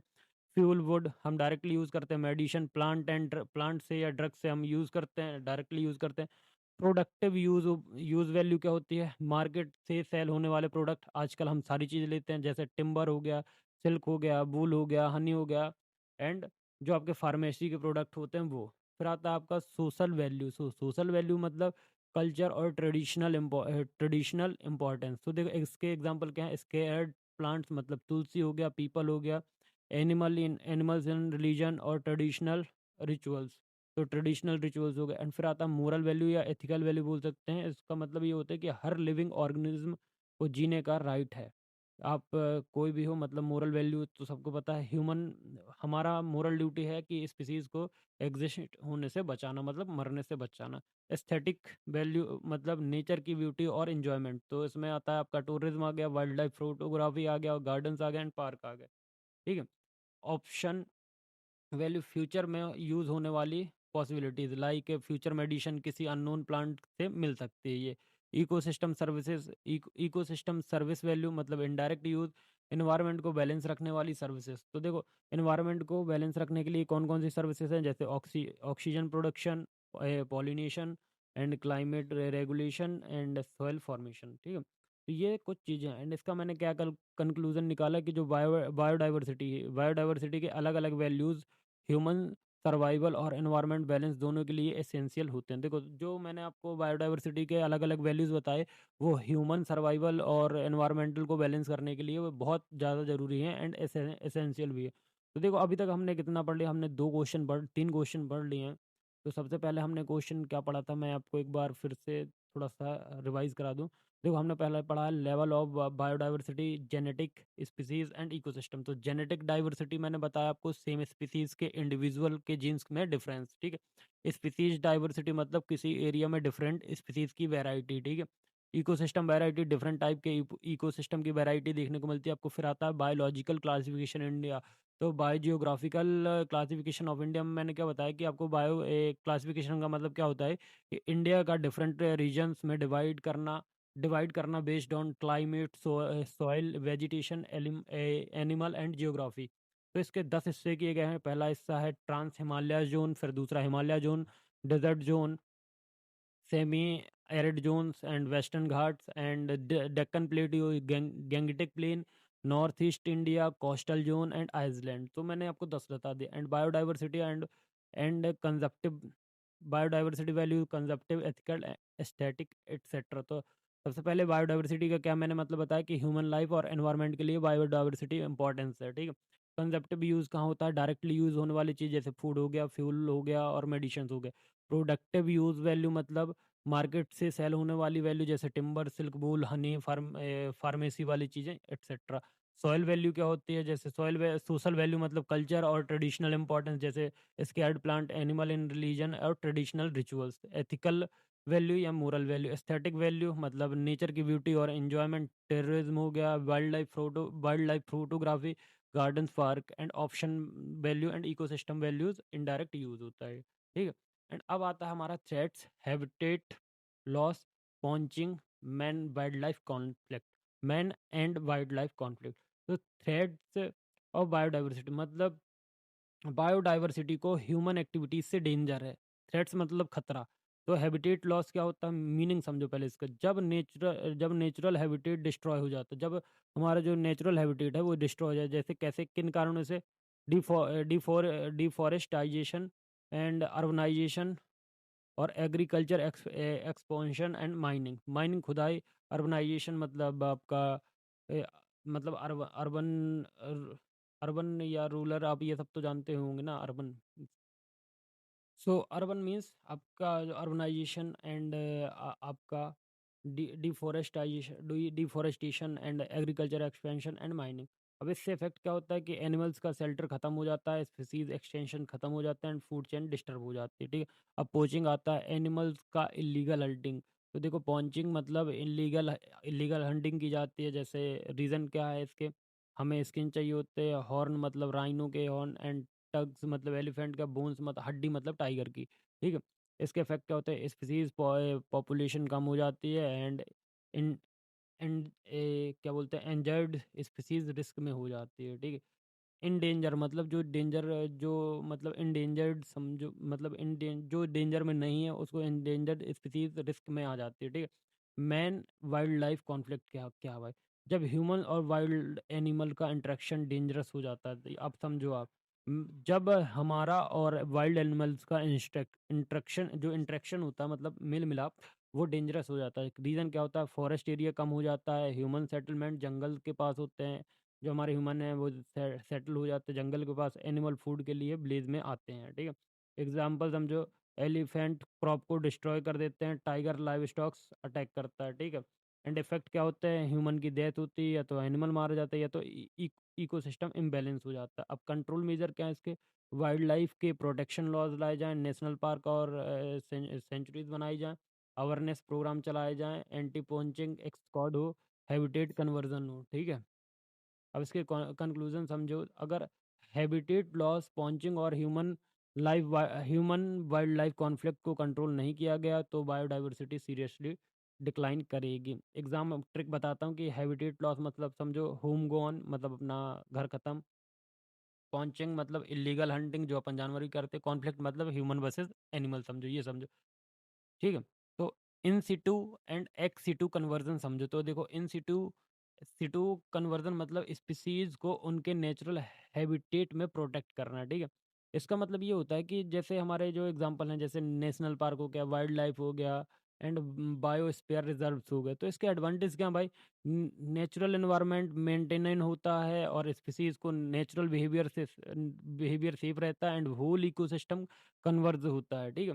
एंड इसकी लिमिटेशन क्या, पॉन्चिंग का रिस्क होता है, मतलब आपको जो आपके मतलब आपके जो स्पीसीज हैं उनके हंटिंग का होता है। हंटिंग मतलब आप समझो कि जैसे शिकार करना, ठीक है।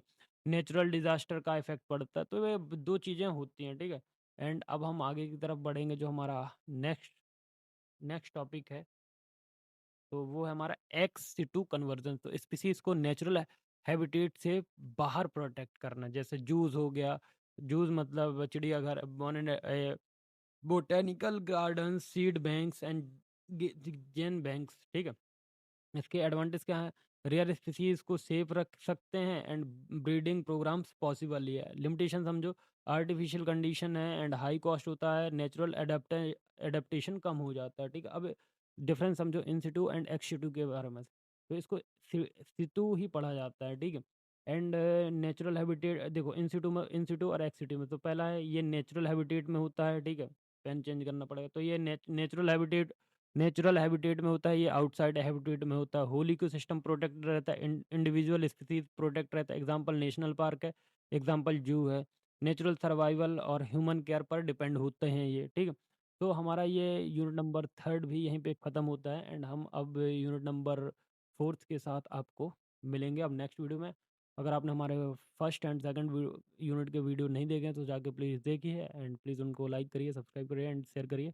एंड इंपॉर्टेंट क्वेश्चन का भी लिंक डिस्क्रिप्शन में है, तो प्लीज़ जाके चेकआउट करिए एंड थैंक यू। मिलते हैं नेक्स्ट वीडियो में। चलो वीडियो को स्टार्ट करते हैं। तो सबसे पहला क्वेश्चन हमारा क्या है, air, water, soil, noise pollution and cause बताओ इसके एंड इफ़ेक्ट बताओ एंड इनको कैसे कंट्रोल कर सकते हो? तो सबसे पहले देखो, पॉल्यूशन बताना है, कॉजेज़ बताने हैं, इफ़ेक्ट बताना है एंड कंट्रोल बताना है। तो एनवायरमेंटल पॉल्यूशन हमारा यूनिट नंबर 3 है, तो पॉल्यूशन से रिलेटेड है, तो आप समझ गए। तो सबसे पहले हमें बताओ कि पॉल्यूशन का मतलब क्या होता है? मतलब हम एनवायरनमेंट में हार्मफुल सब्सटेंस को लाते हैं एंड जिस लिए ह्यूमन्स और नेचर के लिए हार्मफुल होता है। जैसे हम अपने लिए बहुत प्रॉब्लम कर रहे हैं कि हम अपने एयर को पॉल्यूट कर रहे हैं, वाटर को पॉल्यूट कर रहे हैं, सॉइल को पॉल्यूट कर रहे हैं, नॉइज़ को पॉल्यूट कर रहे हैं। तो ये हम ही खुद कर रहे हैं, इसके ज़िम्मेदार हम ही हैं। कचरा हम ही नदी के किनारे फेंक के जाते हैं, नदी में पत्थर हम ही फेंकते हैं, नदी में कपड़े हम ही डालते हैं, बहुत सारी चीज़ें करते हैं जो कि ह्यूमन ही करते हैं, अदरवाइज़ और कोई नहीं करते। तो इसके कॉज़ क्या हैं, इफ़ेक्ट क्या हैं एंड कंट्रोल क्या है? तो चलो सबसे पहले हम बात करते हैं एयर पॉल्यूशन। तो एयर पॉल्यूशन क्यों होता है? तो सबसे पहले मैं आपको बता देता हूँ कि व्हीकल के इमिशन से होता है, जो हमारा गाड़ी चलता है ना, तो उसके इमिशन से होता है, इंडस्ट्री से जो स्मोक निकलता है तो उससे होता है, एंड बर्निंग फॉसिल फ्यूल से होता है, एंड डस्ट फॉर कंस्ट्रक्शन, जो कंस्ट्रक्शन में डस्ट होती है उससे होता है। ठीक है? तो भाई इतना ध्यान रखो कि व्हीकल, अगर आपकी गाड़ी से धुआँ आ रहा है तो प्लीज़ उसको सही करवाएँ। Industrial smoke, burning burning fossil fuel and dust from construction. तो ये तो कारण हो गए कि हमें एयर पॉल्यूशन के कारण पता चल गए। तो क्या हम इनको इनसे अब इफ़ेक्ट समझो। सबसे पहले रेस्पिरेटरी डिसीज़ होते हैं, जैसे अस्थमा जैसे आपको बीमारी हो सकती है, खाँसी आ सकती है। एसिड रेन हो गया, ग्लोबल वार्मिंग एंड क्लाइमेट में चेंज मिलेगा आपको, रिड्यूस्ड विजिबिलिटी होगी। तो विजिबिलिटी आपको पता होगी, दिल्ली का एग्ज़ाम्पल से कंपेयर करूँगा मैं, तो आप विजिबिलिटी समझ पाओगे, ठीक है? तो ये इस पे इफ़ेक्ट पड़ेंगे। अब इसके हम कंट्रोल मेज़रमेंट पे देखें तो पब्लिक पब्लिक ट्रांसपोर्ट का यूज़ कर सकते हैं हम, या तो सीएनजी के व्हीकल्स चला सकते हैं। चिमनी एंड स्कर्ब्स इन फैक्ट्री, हम चिमनी एंड स्कर्ब्स का यूज़ कर सकते हैं फैक्ट्री में। एफोर्शिएशन का यूज़ कर सकते हैं। पॉल्यूशन नॉर्म नॉर्म हो सकता है, पॉल्यूशन नॉर्म्स इन्फोर्समेंट, ठीक है? अब बात करते हैं हमारा भाई वाटर पॉल्यूट कैसे हो रहा है भाई? वाटर पॉल्यूट कैसे हो रहा है? अब देखो, इंडस्ट्रियल इल्फेंट्स फेंके जा रहे हैं, जो कि इफ्लुएंट्स मतलब आपका, आप कचरा समझो, एंड सीवेज डिस्चार्ज किया जा रहा है, ऑयल स्पिल्स किए जा रहे हैं, and pesticides and fertilisers run off. तो देखो, मैं एक चीज़ और बताऊंगा, वाटर कैसे हमारा पॉल्यूट हो रहा है। तो सबसे पहली चीज़ है कि हम कहीं घूमने जाते हैं तो वहीं बॉटल फेंक आते हैं, एंड बहुत सारी चीज़ें हम ही करते हैं, ठीक है? अब इफेक्ट क्या होगा? वाटर बोर्न डिसीज मतलब क्लोरा एंड टाइफाइड। अब देखो, क्लोरिया हो सकता है या टाइफाइड हो सकता है, ठीक है? यूरेटे यूटोरिफिकेशन हो सकता है, फिश एंड एक्वेटिक लाइफ की डेथ हो सकती है, ग्राउंड वाटर कंसेमिटेशन हो सकता है, ठीक है? इसके इसके कंट्रोल मेजर समझो, sewage treatment plants, proper disposal of industrial waste, use organic farming techniques and awareness campaign चलाए जा सकते हैं। तो भाई अवेयरनेस के कैंपेन चलाने से कुछ नहीं होगा, आई थिंक, जो मेरे को लगता है, क्योंकि ये हमें खुद ही इसको सोचना है या समझना पड़ेगा, क्योंकि नुकसान हमारा है। सॉइल पॉल्यूशन, सॉइल कैसे पॉल्यूट हो रही है? Excess chemical fertilisation and pesticides, industrial solid waste and mining and deforestation, plastic and biodegradable waste, जो प्लास्टिक है एंड नॉन बायोडिग्रेडेबल वेस्ट है, इनके कारण क्या है? लॉस ऑफ सॉइल फर्टिलिटी और contamination of crop, reduced agriculture productivity. And control measure क्या है इसके? ऑर्गेनिक फार्मिंग कर सकते हैं, कंपोजिटिंग और proper waste management, afforestation and soil conversion, ठीक है? अब बात करते हैं हम नॉइज़ पॉल्यूशन की। तो नॉइज़ पॉल्यूशन कैसे होता है? व्हीकल की वजह से होता है, ट्रैफिक की वजह से होता है, इंडस्ट्रियल मशीन की वजह से होता है, कंस्ट्रक्शन एक्टिविटीज़ की वजह से होता है, लाउड स्पीकर्स और अर्बन क्लाउड की वजह से होता है। इसके इफ़ेक्ट क्या हो सकते हैं कि हमको सुनाई देना बंद हो सकता है, हम स्ट्रेस हमें हो सकता है, हमारी नींद बर्बाद हो सकती है, ब्लड प्रेशर इंक्रीज़ हो सकता है, डिस्टर्बेंस टू एनिमल एनिमल को भी डिस्टर्बेंस हो सकता है। अब बात करते हैं इसके कंट्रोल मेजर क्या है? तो use silencer and noise barrier, limit में लाउड स्पीकर या टाइमिंग सेट कर सकते हैं, urban planning and regulation, awareness programme भी चला सकते हैं। तो देखो, अब समझो कि कंक्लूजन क्या निकला कि हर पॉपुलेशन हर टाइप में एनवायरनमेंट और हेल्थ को हार्म ही कर रहा है, लेकिन प्रॉपर कंट्रोल मेजर और सस्टेनेबल प्रैक्टिस से इसे रिड्यूस किया जा सकता है। बट हम कर नहीं रहे हैं। एग्जाम की ट्रिक समझो, एयर से मतलब समझो आपको ब्रीथिंग एंड क्लाइमेट में इफेक्ट मिलेगा, वाटर से एक्वेटिक लाइफ और ड्रिंकिंग लाइफ खराब होगी, और सॉइल से आपको क्रॉप और फर्टिलिटी से ध्यान रखो, और नॉइज मतलब हियरिंग और स्ट्रेस, बस इतना ध्यान रखो, आपका पहला क्वेश्चन खत्म। अब आता है marine and thermal pollution, nuclear hazard. तो देखो आप समझो, अब जो आपका मरीन पॉल्यूशन है, थर्मल पॉल्यूशन है, न्यूक्लियर हैजर्ड्स हैं आपके, ठीक। तो देखो मरीन पॉपुलेशन इट मीन्स मतलब ओशियन, सीज और कोस्टल वाटर हो गया। इसमें अपन को हार्मफुल सब्सटेंस का आना, मतलब ये मरीन पॉपुलेशन होता है जी। कैसे आता है? ऑयल के स्पिल्स हो गए शिप से और इंडस्ट्रियल से, और इंडस्ट्रियल का इफ्लुएंट्स और सेवेज डिस्चार्ज हो गया, plastic and chemical waste dumping हो गया, एग्रीकल्चर रन ऑफ हो गया, फर्टिलाइजर और पेस्टिसाइड। इन कारणों की वजह से हमें मरीन पॉपुलेशन देखने को मिलता है, ठीक है। एंड आफ्टर इफेक्ट क्या होता है इससे? डेथ ऑफ मरीन ऑर्गन और bio accumulation in food chain and coral reef destruction, loss of biodiversity, ठीक है। इसके कंट्रोल मेजर क्या है? इसका कंट्रोल मेजर है proper waste treatment before discharge, oil spills clean up techniques हो सकती हैं, and ban on plastic in coastal area, awareness and regulation, ठीक है। तो अब थर्मल पॉपुलेशन है, तो थर्मल पॉपुलेशन को अच्छे से जानते हैं।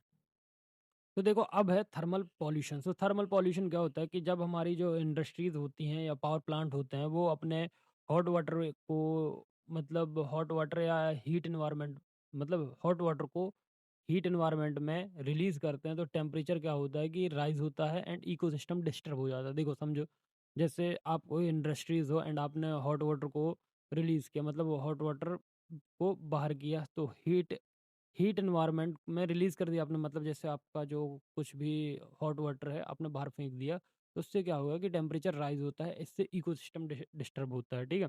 इसके कारण क्या है? पावर प्लांट्स हैं। सबसे दूसरा कारण क्या है? Factories using water for cooling. अपन जो हमारी फैक्ट्रीज हैं, वो वाटर कूलिंग के लिए वो फैक्ट्रीज जो हैं वो वाटर को कूल करने के लिए कूलिंग यूज़ करते हैं, एंड न्यूक्लियर प्लांट्स, ठीक है।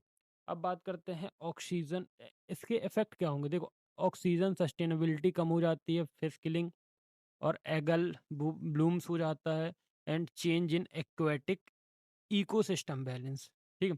तो तीन तीन प्रकार से इफेक्ट पड़ सकता है। ऑक्सीजन की सोलिबिलिटी कम हो जाती है, इलेगल ब्लूम्स हो सकता है, and change in aquatic ecosystem balance.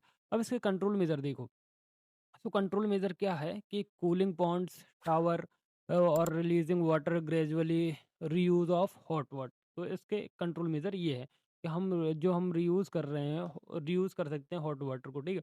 अब आता है थर्ड नंबर पे न्यूक्लियर हैजर्ड। तो न्यूक्लियर हैजर्ड का मतलब होता है रेडियो एक्टिव सब्सटेंस को रिलीज जो ह्यूमंस और एनवायरनमेंट के लिए डेंजरस। देखो जो हमारे रेडियो एक्टिव सब्सटेंस होते हैं उनको हम रिलीज कर देते हैं, जो कि हमारे ह्यूमंस और एनवायरनमेंट दोनों के लिए डेंजरस होते हैं। तो इसके लिए इसके क्या कारण होते हैं जानते हैं। तो देखो सबसे पहले न्यूक्लियर पावर प्लांट के एक्सीडेंट, ठीक है। तो न्यूक्लियर पावर प्लांट एक्सीडेंट सबसे बड़ा कारण है, and improper disposal of radio active waste. तो जो हम सबसे बड़ा दूसरा कारण है वो क्या है? Improper disposal of radio active waste. And तीसरा कारण है न्यूक्लियर वेपन टेस्टिंग। तो जो न्यूक्लियर वेपन की टेस्टिंग होती है ये भी बहुत बड़ा कारण है। एंड इसके इफेक्ट क्या होती है? रेडिएशन स्किननेस हो जाते हैं, genetic mutations and environmental contamination for a year. तो environmental contamination in for a year, death and long term health issues हो जाते हैं। तो ये सारे हमें कारण इफेक्ट होते हैं या कारण हमें झेलने पड़ते हैं। अब आता है कंट्रोल मेजर्स। तो इसको कैसे कंट्रोल कर सकते हैं? Strict safety protocol in nuclear power plant. तो न्यूक्लियर पावर प्लांट पे हम स्ट्रिक्ट सेफ्टी कर सकते हैं, protocols and proper storage and disposal of radio active waste, and emergency prepare and international regularisation and monitoring. तो ये सारे चार चार तरीके से हम इसको कंट्रोल कर सकते हैं। अब देखो कंक्लूजन क्या है? तो कंक्लूजन हमें क्या निकल गया है कि marine thermal pollution nuclear hazard environment और हेल्थ दोनों के लिए सीरियस थ्रेट्स हैं, लेकिन प्रॉपर टेक्नोलॉजी और रेगुलेशन से हम इसे कंट्रोल कर सकते हैं, ठीक है। एग्जाम में ट्रिक्स याद रखिएगा। कि जो मरीन आए तो वाटर कंटेमिनेशन समझना, थर्मल आए तो थर्मल को कैसे याद रखना, वाटर प्लस टेम्परेचर राइज से, एंड न्यूक्लियर से रेडिएशन हैजर्ड। तो इस तरीके से आप इनको याद रख सकते हो। तो देखो अभी तक हमने क्या क्या चीज़ें पढ़ ली, मैं आपको एक बार फिर से मतलब रिकॉल कर देता हूँ कि हमने अभी सिर्फ 2 ही टॉपिक्स पढ़े हैं। सबसे पहले इसमें पढ़ा हमने कि एयर वाट मतलब पॉल्यूशन पढ़ा है, किसके बारे में, air pollution, water pollution, and third is soil pollution, and fourth is noise pollution. ठीक है, तो ये पढ़ा। एंड हमने सेकंड क्वेश्चन क्या पढ़ा, marine and thermal pollution, nuclear hazard. तो इसमें हमने मरीन पॉल्यूशन पढ़ा है, एंड थर्मल पॉल्यूशन पढ़ा है, एंड न्यूक्लियर हैजर्ड पढ़ा। तो अभी हमने 2 क्वेश्चन कंप्लीट कर लिए। अब हम थर्ड क्वेश्चन हम जो पढ़ने वाले वो है हमारा solid waste management, urban and industrial. तो अर्बन एरिया और इंडस्ट्रियल एरिया के बारे में पढ़ने वाले। तो सबसे पहले देखो सोशल वेस्ट मैनेजमेंट होता है क्या, SWM क्या होता है। तो सॉलिड वेस्ट मैनेजमेंट का मतलब है हर टाइप का सॉलिड वेस्ट का कलेक्शन। देखो यहाँ पे हर टाइप का सॉलिड वेस्ट का कलेक्शन होगा, सेग्रीशन, ट्रीटमेंट और डिस्पोजल इन इन्वायरमेंटली सेफ मैनर। देखो ध्यान से समझना कि आपके पास सॉलिड वेस्ट मैनेजमेंट का मतलब समझो पहले। यहाँ पे हर एक प्रकार का सॉलिड वेस्ट का कलेक्शन होता है, सेग्रीगेशन होता है, सेग्रीगेशन के बाद ट्रीटमेंट और डिस्पोजल इन एनवायरमेंटली सेफ मैनर। यहाँ पे सेफ मैनर बात की गई है। ठीक है, अब बात करते हैं हम अर्बन सॉलिड वेस्ट। तो अर्बन सॉलिड वेस्ट पहले, सबसे पहले अर्बन सॉलिड वेस्ट के हम सोर्स समझेंगे। तो अर्बन अर्बन सॉलिड वेस्ट का पहला सोर्स क्या है, हाउस होल्ड वेस्ट। तो हाउस होल्ड वेस्ट में क्या आता है, फूड आ जाता है, पैकेजिंग आ जाता है, एंड पेपर आ जाता है। ठीक है, एंड दूसरा सोर्स क्या है इसका, कॉमर्शियल वेस्टेज, जैसे तो साबुन हो गया, मार्केट्स हो गए। एंड थर्ड हो गया कंस्ट्रक्शन हो गया, एंड डिमोलाइजेशन वेस्ट हो गया, डिमोलाइजेशन वेस्ट। ठीक है, डिमोलिशन बेस हो गया। ठीक है, method of management. So there are 3 methods, segregation at source, collection and transport, processing and treatment. So पहले हम सेग्रीगेशन एट सोर्स पढ़ते हैं, तो इसमें बायोडिग्रेडेबल वर्सेस नॉन डिग्रेडेबल पढ़ लेना अच्छे से। एंड फिर आता है कलेक्शन एंड ट्रांसपोर्ट, तो इसमें बिन्स आते हैं एंड ट्रक्स आते हैं। एंड प्रोसेसिंग या ट्रीटमेंट, इसमें कंपोजिटिंग आती है, मतलब ऑर्गेनिक वेस्ट होता है, रिसाइकलिंग मतलब प्लास्टिक, पेपर, मेटल्स। ठीक है, एंड इंसिएशन तो मतलब ये बर्निंग होता है। ठीक है, इंसाइरेशन है, सॉरी, तो ये बर्निंग होता है। अब आता है डिस्पोजल्स। तो इसमें सैनिटरी लैंडफिल्स होती हैं, एंड सैनिटरी लैंडफिल्स मतलब सेफ डंपिंग होती है, डंपिंग समझती ही होगे गाड़ना। एंड ओपन डंपिंग मतलब ये नॉट रिकमेंडेड है, नॉट रिकमेंडेड है। ठीक है, इसके प्रॉब्लम्स क्या होते हैं, देखो हेल्थ हैजर्ड्स होते हैं, मतलब डिसीज स्प्रेड हो सकते हैं, एयर एंड सॉइल पॉल्यूशन होता है, एंड लैंड स्कैरसिटी होती है। ठीक है, अब आता है इंडस्ट्रियल सॉलिड वेस्ट। तो ये अर्बन सॉलिड वेस्ट हमने देख लिया। अब आता है इंडस्ट्रियल सॉलिड वेस्ट। तो इंडस्ट्रियल सॉलिड वेस्ट वेस्ट के वेस्ट बोल रहा हूँ। तो सॉलिड वेस्ट के 4 सोर्स है। पहला है मैन्युफैक्चरिंग प्लांट्स, सेकंड है केमिकल फैक्ट्रीज, थर्ड है अपना power plants, and mining activities. So there are 4 sources of industrial solid waste. First is manufacturing plant, second is chemical factories, and third is power plant, and fourth is mining activities. तो इसके type क्या होते हैं, इसके 2 type होते हैं। Hazardous waste मतलब chemical या हैवी मेटल। दूसरा होता है नॉन हैजर्डस वेस्ट, ये पैकेजिंग और स्क्रैप में यूज किया जाता है। अब मैनेजमेंट मेथड क्या है इसके, देखो रिड्यूस कर सकते हो, रीयूज कर सकते हो, और रिसाइकिल कर सकते हो, ₹3 पर। ट्रीटमेंट में समझो केमिकल, सबसे पहले फिजिकल समझो, सब फिजिकल में आता है स्क्रीनिंग और फिल्ट्रेशन। केमिकल में आता है आपका न्यूट्रलाइजेशन, एंड बायोलॉजिकल आता है आपका कंपोजिटिंग फॉर ऑर्गेनिक बेस। तो ये आपके मैनेजमेंट मेथड का ट्रीटमेंट है। ठीक है, सेफ डिस्पोजल मतलब हैजर्ड्स वेस्ट मतलब सिक्योर्ड लैंडफिल और इंसिनेशन। सिक्योर्ड लैंडफिल मतलब हम लैंडफिल सिक्योर तरीके से लैंड को फिल कर सकते हैं। नॉन हैजर्ड्स मतलब रिसाइकलिंग और लैंडफिल। ठीक है, अब इसकी प्रॉब्लम्स क्या हैं, toxicity, soil and water pollution, air contamination, and human health risk. तो ये 3 तरह की प्रॉब्लम होती हैं, toxicity and air contamination and human health risk. तो इसका कंक्लूजन समझो, कंक्लूजन क्या है कि इफेक्टिव सॉलिड वेस्ट मैनेजमेंट मतलब अर्बन एंड इंडस्ट्रियल, ये प्रोटेक्ट करता है एनवायरनमेंट को, प्रिवेंट करता है disease, and ensure sustainability use of resources. तो अब मैं एक एग्जाम ट्रिक बताता हूँ। अर्बन मतलब आप याद रखो house hold plus city waste equal to composed या रिसाइकिल। ठीक है, एंड इंडस्ट्रियल से समझो आप फैक्ट्री प्लस हैजर्ड्स मतलब ट्रीटेड, रिसाइकिल और सिक्योर डिस्पोजल। तो ये आपके 2 चीज़ें हैं। अब हमने अच्छे से जान लिया, अब हमारा जो नेक्स्ट है वो है डिज़ास्टर मैनेजमेंट। जैसे आपका फ्लड्स हो गया, साइक्लोन हो गया या अर्थक्वेक हो गया या तो आपका लैंडस्लाइड्स हो गया। तो अब इसके बारे में हमें जानना है। तो सबसे पहले हमें डिज़ास्टर मैनेजमेंट में देखो हमें 4 चीज़ें जाननी है। डिज़ास्टर मैनेजमेंट में फ्लड्स क्या होते हैं, साइक्लोन क्या होते हैं, अर्थक्वेक क्या होते हैं एंड लैंडस्लाइड्स क्या होते हैं। तो सबसे पहले हमें जो जानना है वो है, पहले हम जानेंगे कि हमें डिज़ास्टर मैनेजमेंट का मतलब ही नहीं पता तो आगे क्या पढ़ेंगे। तो डिज़ास्टर मैनेजमेंट का मतलब होता है प्रैक्टिकल स्टेप्स और प्लानिंग जो नेचुरल या मैन मेड डिजास्टर के इम्पैक्ट को रिड्यूस करते हैं और ह्यूमन लाइफ को प्रोटेक्ट करते हैं। देखो डिजास्टर मैनेजमेंट का सीधा मतलब मैं आपको ये बताता हूँ कि डिजास्टर मैनेजमेंट का मतलब ये है कि हम प्रैक्टिकल और प्लानिंग के साथ, देखो प्रैक्टिकल स्टेप्स होंगे और फुल प्लानिंग होगी जो नेचुरल या मैन मेड डिजास्टर के इम्पैक्ट से रिड्यूस करते हैं और ह्यूमन की लाइफ को प्रोटेक्ट करते हैं। बस इतना समझ लो आप, सीधा सीधा है कि ह्यूमन की लाइफ को प्रोटेक्ट करना है, ठीक है। फ्लूड्स समझो, फ्लूड्स के कारण क्या होते हैं, देखो या तो हैवी रेनफॉल होगी। देखो 4 कारण मैंने यहाँ पे लिखे हैं। तो अरे क्या हो गया, माउस को क्या हो गया? तो फर्स्ट कॉज क्या है इसका? हैवी रेनफॉल होगी या तो मानसून होगा, ठीक है। दूसरा है ड्रेनेज, आपका पुअर ड्रेनेज होगा या ब्लॉक्ड रिवर होंगे, ठीक है। फिर आपका डिफॉरेस्टेशन होगा या तो डैम फेलियर होगा। तो देखो हैवी रेनफॉल होगी तो आपका मतलब बाढ़ से आप बह जाओगे, मर जाओगे, ये हो जाएगा, ठीक है। पुअर ड्रेनेज मतलब आपका ड्रेनेज पुअर होगा या रिवर ब्लॉक्ड होगी तो उससे भी प्रॉब्लम है। डिफॉरेस्टेशन से भी प्रॉब्लम है। डैम का फेलियर हो गया तो उससे भी प्रॉब्लम है, ठीक है।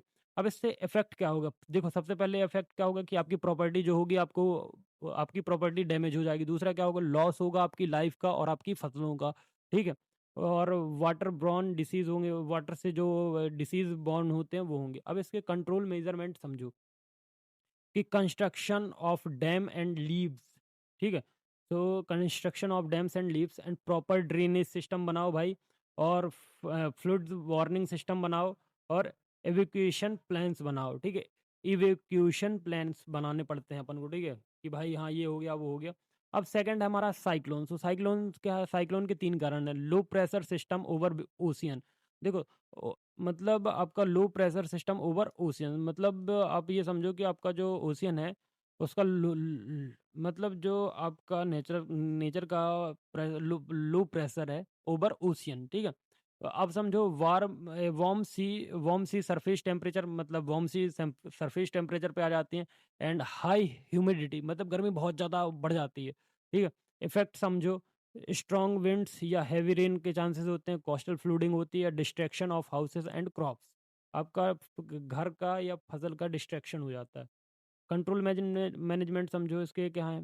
Cyclone shelters and early warning system बनाओ, coastals embankments and evacuation of vulnerables area, जो आपके इवैक्यूएशन और बर्नरेबल एरियाज हैं वहाँ पे, ठीक है। ये इसके कंट्रोल मेजरमेंट। अब आता है अर्थक्वेक। अर्थक्वेक के 3 मेजर कॉजेज हैं। सबसे पहले है फॉल्ट लाइंस या वॉल्केनिक एक्टिविटी या sudden movement of tectonic plates. देखो यह तो 3 कारण है, मैंने नीचे से पढ़े, अब ऊपर से पढ़ता हूँ। सडन मूवमेंट होगी आपके टेक्टोनिक प्लेट्स की तो अर्थक्वेक आएगा, वॉल्केनिक एक्टिविटी होगी तो अर्थक्वेक आएगा, या फॉल्ट लाइंस का इम्पैक्ट होगा तो आपका अर्थक्वेक आएगा। अब समझो इफेक्ट। इफेक्ट ये होगा कि आपको collapse of building and roads, तो समझो आपको कोलैप्स हो जाएगा आपका बिल्डिंग और रोड्स, डेथ और इंजरीज बढ़ जाएंगे, लैंडस्लाइड्स एंड टेस्टमिनेंस, मतलब सेकेंडरी इफेक्ट होगा, ठीक है। अब समझो इसके कंट्रोल मैनेजमेंट क्या है। तो देखो सबसे पहले अर्थक्वेक रेजिस्टेंस बिल्डिंग बनाओ आप, अर्ली वार्निंग सिस्टम बनाओ, public awareness and drills drills करवाओ, public awareness and emergency response team तैयार करो, ठीक है। लैंडस्लाइड, तो लैंडस्लाइड कैसे होते हैं? इसके 3 कारण है, heavy rainfall, deforestation, slope cutting या अर्थक्वेक, ये 3 कारण है। इसके इफेक्ट क्या होंगे? इफेक्ट हमें है burial of roads and houses, loss of life and property, distribution of communication and transport, ठीक है। फिर आपका आता है कंट्रोल एंड मैनेजमेंट। तो इसके क्या है? Afforestation and slopes stabilisation, retraining walls and proper drainage on slopes and risk zoning and awareness programme चलाने पड़ेंगे अपन को। अब इसके देखो डिजास्टर मैनेजमेंट के हमें कंक्लूजन, हमारा क्या कंक्लूजन निकल गया कि डिजास्टर मैनेजमेंट में प्रिवेंशन और प्रेप प्रेप प्रीपेयर्डनेस, प्रिपेयर्डनेस और रिस्पॉन्स और रिकवरी का प्लान बनाकर नेचुरल हैजर्ड के इम्पैक्ट को मिनिमम किया जाता है। अब आपको एग्जाम ट्रिक बता रहा हूँ कि इनको कैसे याद रखना। देखो जो फ्लूइड्स है वो वाटर वाटर ओवरफ्लो की वजह से होता है, साइक्लोन विंड प्लस रेन से होता है, अर्थक्वेक होता है टेक्टोनिक मूवमेंट से, और लैंडस्लाइड होता है आपका स्लोप के कोलैप्स से। अब देखो जो last and most important question है आपका, roles of individuals plus pollution की केस स्टडी। तो देखो roles of individuals in environmental protection and pollution case study, तो इसके बारे में अच्छे से जानते हैं तो देखो समझो। तो देखो सबसे पहले समझो इसका डेफिनेशन जो एग्जाम में लिखोगे कि हर इंडिविजुअल का रोल एनवायरनमेंट को प्रोटेक्ट करने और सस्टेनेबल प्रैक्टिस फॉलो करने के लिए बहुत इंपॉर्टेंट। देखो सब लोग एनवायरनमेंट को प्रोटेक्ट करने के लिए बहुत ज़्यादा इंपॉर्टेंट है कि एक लोग अगर एनवायरनमेंट को प्रोटेक्ट करेगा और 99 खराब करेंगे तो नहीं होगा। एक्शंस इंडिविजुअल कैन टेक, आप एक्शंस ले सकते हैं, रिड्यूस, रीयूज, रिसाइकिल। प्लास्टिक का कम यूज़ कर सकते हो, पेपर एंड मेटल रिसाइकिल हो जाते हैं तो उनका यूज़ करो। Energy conversion, public transport, LED light, solar energy use करो, ठीक है। Water conversion, rain water harvesting, avoid करो वेस्टेज को। और प्लांटेशन एंड एफोरेस्टेशन, मतलब ट्री लगाओ, ग्रीन बेल्ट्स को मेंटेन करना। अवेयरनेस एंड एडबो एडवोकेसी, तो इसको नेबर्स और कम्युनिटी कम्युनिटी में एनवायरमेंटल अवेयरनेस फैलाओ। एंड पॉल्यूशन प्रिवेंशन, अवॉइड करो बर्निंग वेस्ट, यूज़ करो इको फ्रेंडली प्रोडक्ट। तो आप 3 तरीके से यूज़ कर सकते हो, रिड्यूस कर सकते हो, रीयूज़ कर सकते हो, रिसाइकिल कर सकते हो, ठीक है। 3 RS बोला जाता है इनको। एंड एनर्जी कन्वर्जन और water conversion, plantation and afforestation, and awareness और पॉल्यूशन प्रिवेंशन। तो अब आता है पॉल्यूशन की केस स्टडी। तो देखो पॉल्यूशन केस स्टडी में बताता हूँ आपको, भोपाल का गैस का ट्रेजेडी इन 1984। तो इसमें कॉज क्या था, लीक ऑफ मिथाइल आइसो आइसोकेस्टनीन, मतलब MIC gas from Union Carbide plant. इसका इफेक्ट क्या हुआ था कि 3,000 प्लस डेथ हुई थी, 1,000 इंजरीज हुई थी, लॉन्ग टर्म हेल्थ प्रॉब्लम हुई थी। लेसन क्या मिलता है कि इंडस्ट्री को सेफ बनाओ, प्रॉपर वेस्ट हैंडलिंग करो, इमरजेंसी प्रेपनेट्स बनाओ, ठीक है। अब सेकंड बताता हूँ आपको, ये न्यूक्लियर डिजास्टर हुआ था 1996 में, और ये इसका कारण क्या था, nuclear reactor explosion in Ukraine. Effect क्या होता है, रेडिएशन एक्सपोजर हुआ था, डेथ एंड जेनेटिक डिफेक्ट हुआ था, एनवायरमेंटल इफेक्ट हुआ था, ठीक है। एंड लेसन क्या है कि स्ट्रिक्ट न्यूक्लियर सेफ्टी प्रोटोकॉल हो और मॉनिटरिंग हो भाई बहुत अच्छे तरीके से। अब आता है ग्रेट स्टॉर्म ऑफ लंदन। तो इन 1952 में आपको ग्रेट स्मॉग ऑफ लंदन हुआ था। इसमें burning coal in winter, dense smoke, smoke तो समझते हो ना, धुआं। 1,000 died due to respiratory problem, सांस लेने में problem, air quality regulations and clean fuels uses. अब आता है मिनेमेटा डिसीज जापान, ठीक है। तो इसमें क्या होता है, mercury poisoning from industrial water waste water. And इसका इफेक्ट क्या होता है, neurological disorder, death in humans and animals. इसका लेसन क्या है कि प्रॉपर इंडस्ट्रियल इफ्लुएंट्स ट्रीटमेंट होना चाहिए। अब ये देखो कंक्लूजन क्या निकलता है कि आपका जो इंडिविजुअल रिस्पॉन्सिबिलिटी है और रिस्ट्रिक्ट पॉल्यूशन कंट्रोल मेजरमेंट है वो आपको दोनों एनवायरमेंट और ह्यूमन के डेथ को प्रोटेक्ट करते हैं। और पास्ट डिजास्टर से हमें बहुत सारा सीखने को मिलता है, ठीक है।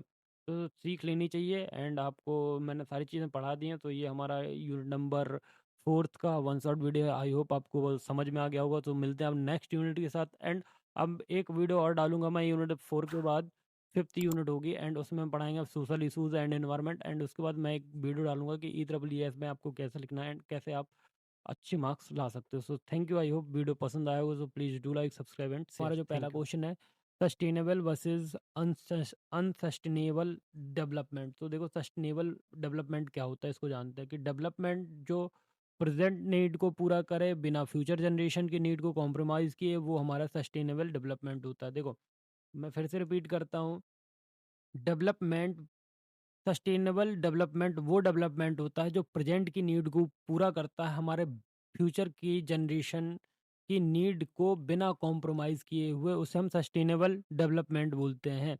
एंड अनसस्टेनेबल डेवलपमेंट क्या होता है, डेवलपमेंट जो एनवायरनमेंट डैमेज करके शॉर्ट टर्म बेनिफिट देता है लेकिन फ्यूचर के रिसोर्सेज को ख़त्म कर देता है।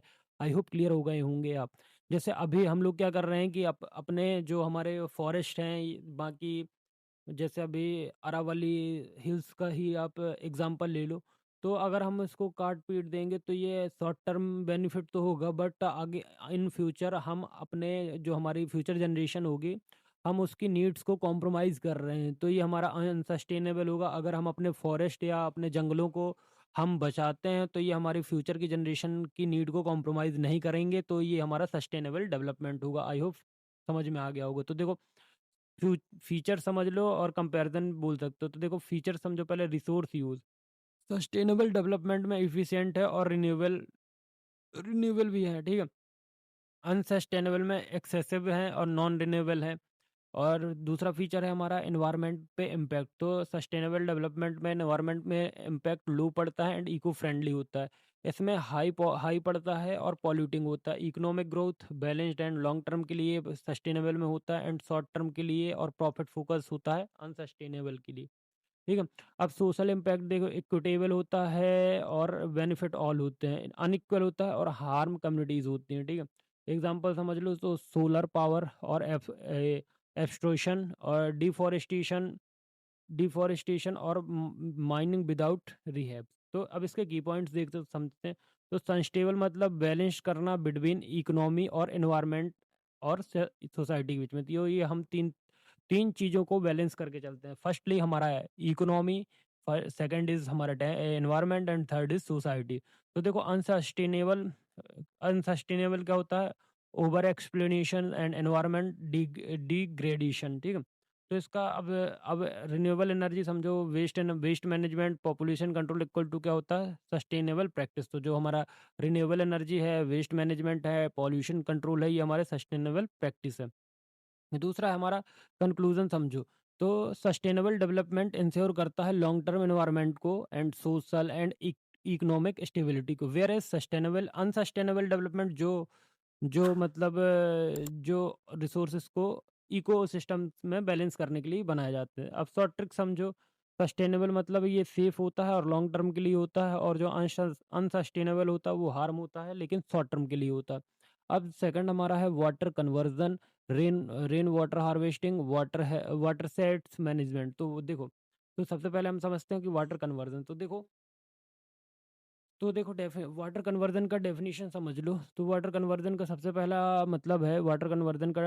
पहला मतलब है कि अवेलेबल वाटर रिसोर्सेज को इफिशिएंट यूज़ और वेस्टेज कम करना। देखो, हम लोग क्या करते हैं कि अगर हमें एक बाल्टी में नहाना है तो हम 10 बाल्टी में नहाते हैं, ये करते हैं गर्मियों में। तो ये चीज़ें ना करें, इफिशिएंट यूज़ करें और वाटर का वेस्टेज हम कम करें। इसके मेथड क्या है? देखो, लीकेज को फिक्स कर सकते हैं, पाइपलाइन में यूज़ कर सकते हैं ड्रिप इरिगेशन या sprinkle irrigation, reusing waste water मतलब ग्रे वाटर को हम यूज़ कर सकते हैं, जैसे रीयूज़ कर सकते हैं वाटर को। अवेयरनेस कैंपेन चला सकते हैं वाटर, किसके लिए? वाटर को सेव करने के लिए, ठीक है।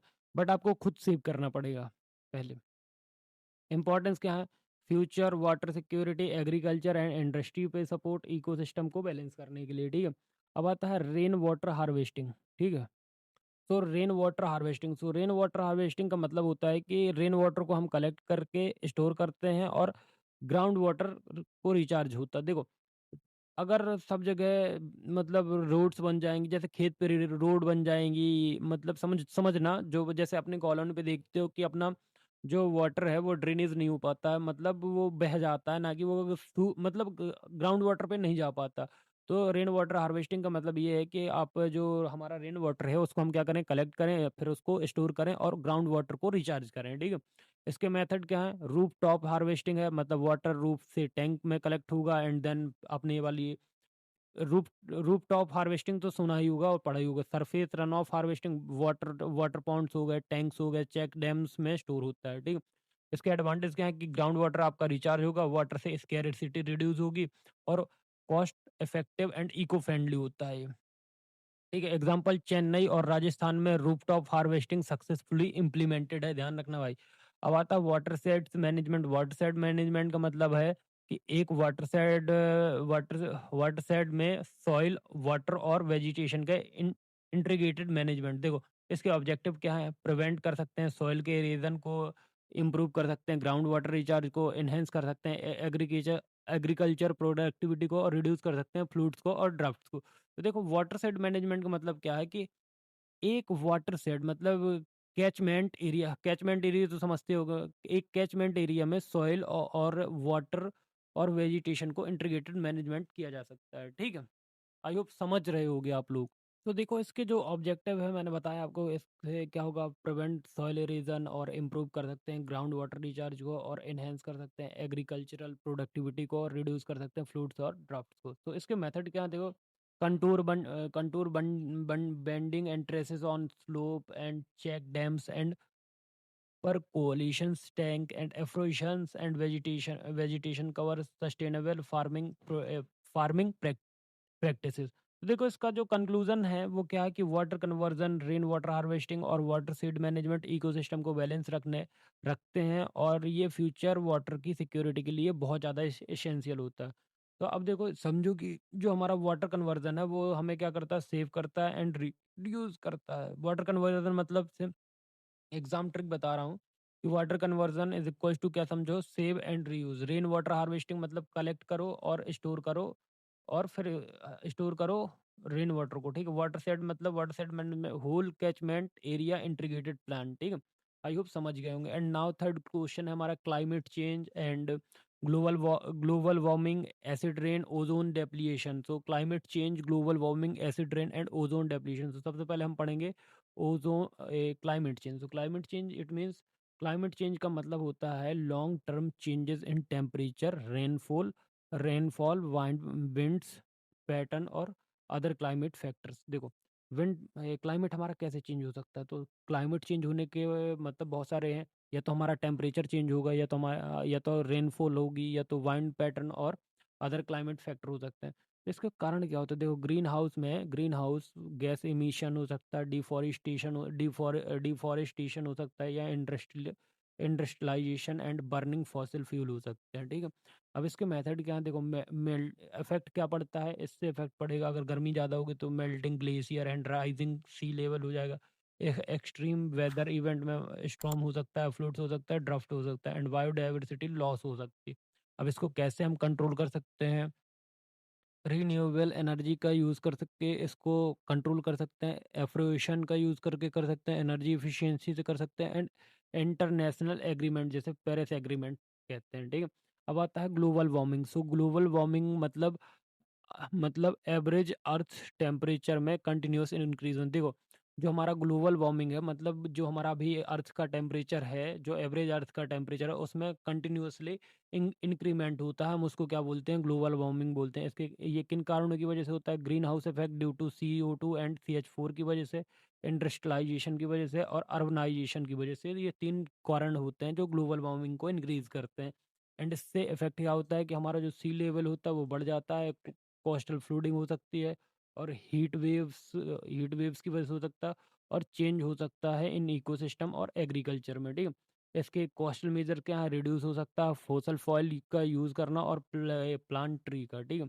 एंड इसको promote public transport and clean clean energy, ठीक है। एंड नाउ अब बात आती है हमारी किसकी, एसिड रेन की। तो एसिड रेन का मतलब क्या होता है, एसिड रेन मतलब रेनफॉल विथ लो पीएच, मतलब जो पीएच होता है वो लेस देन 5.6 होना चाहिए due to dissolve SO2 and NOx gases.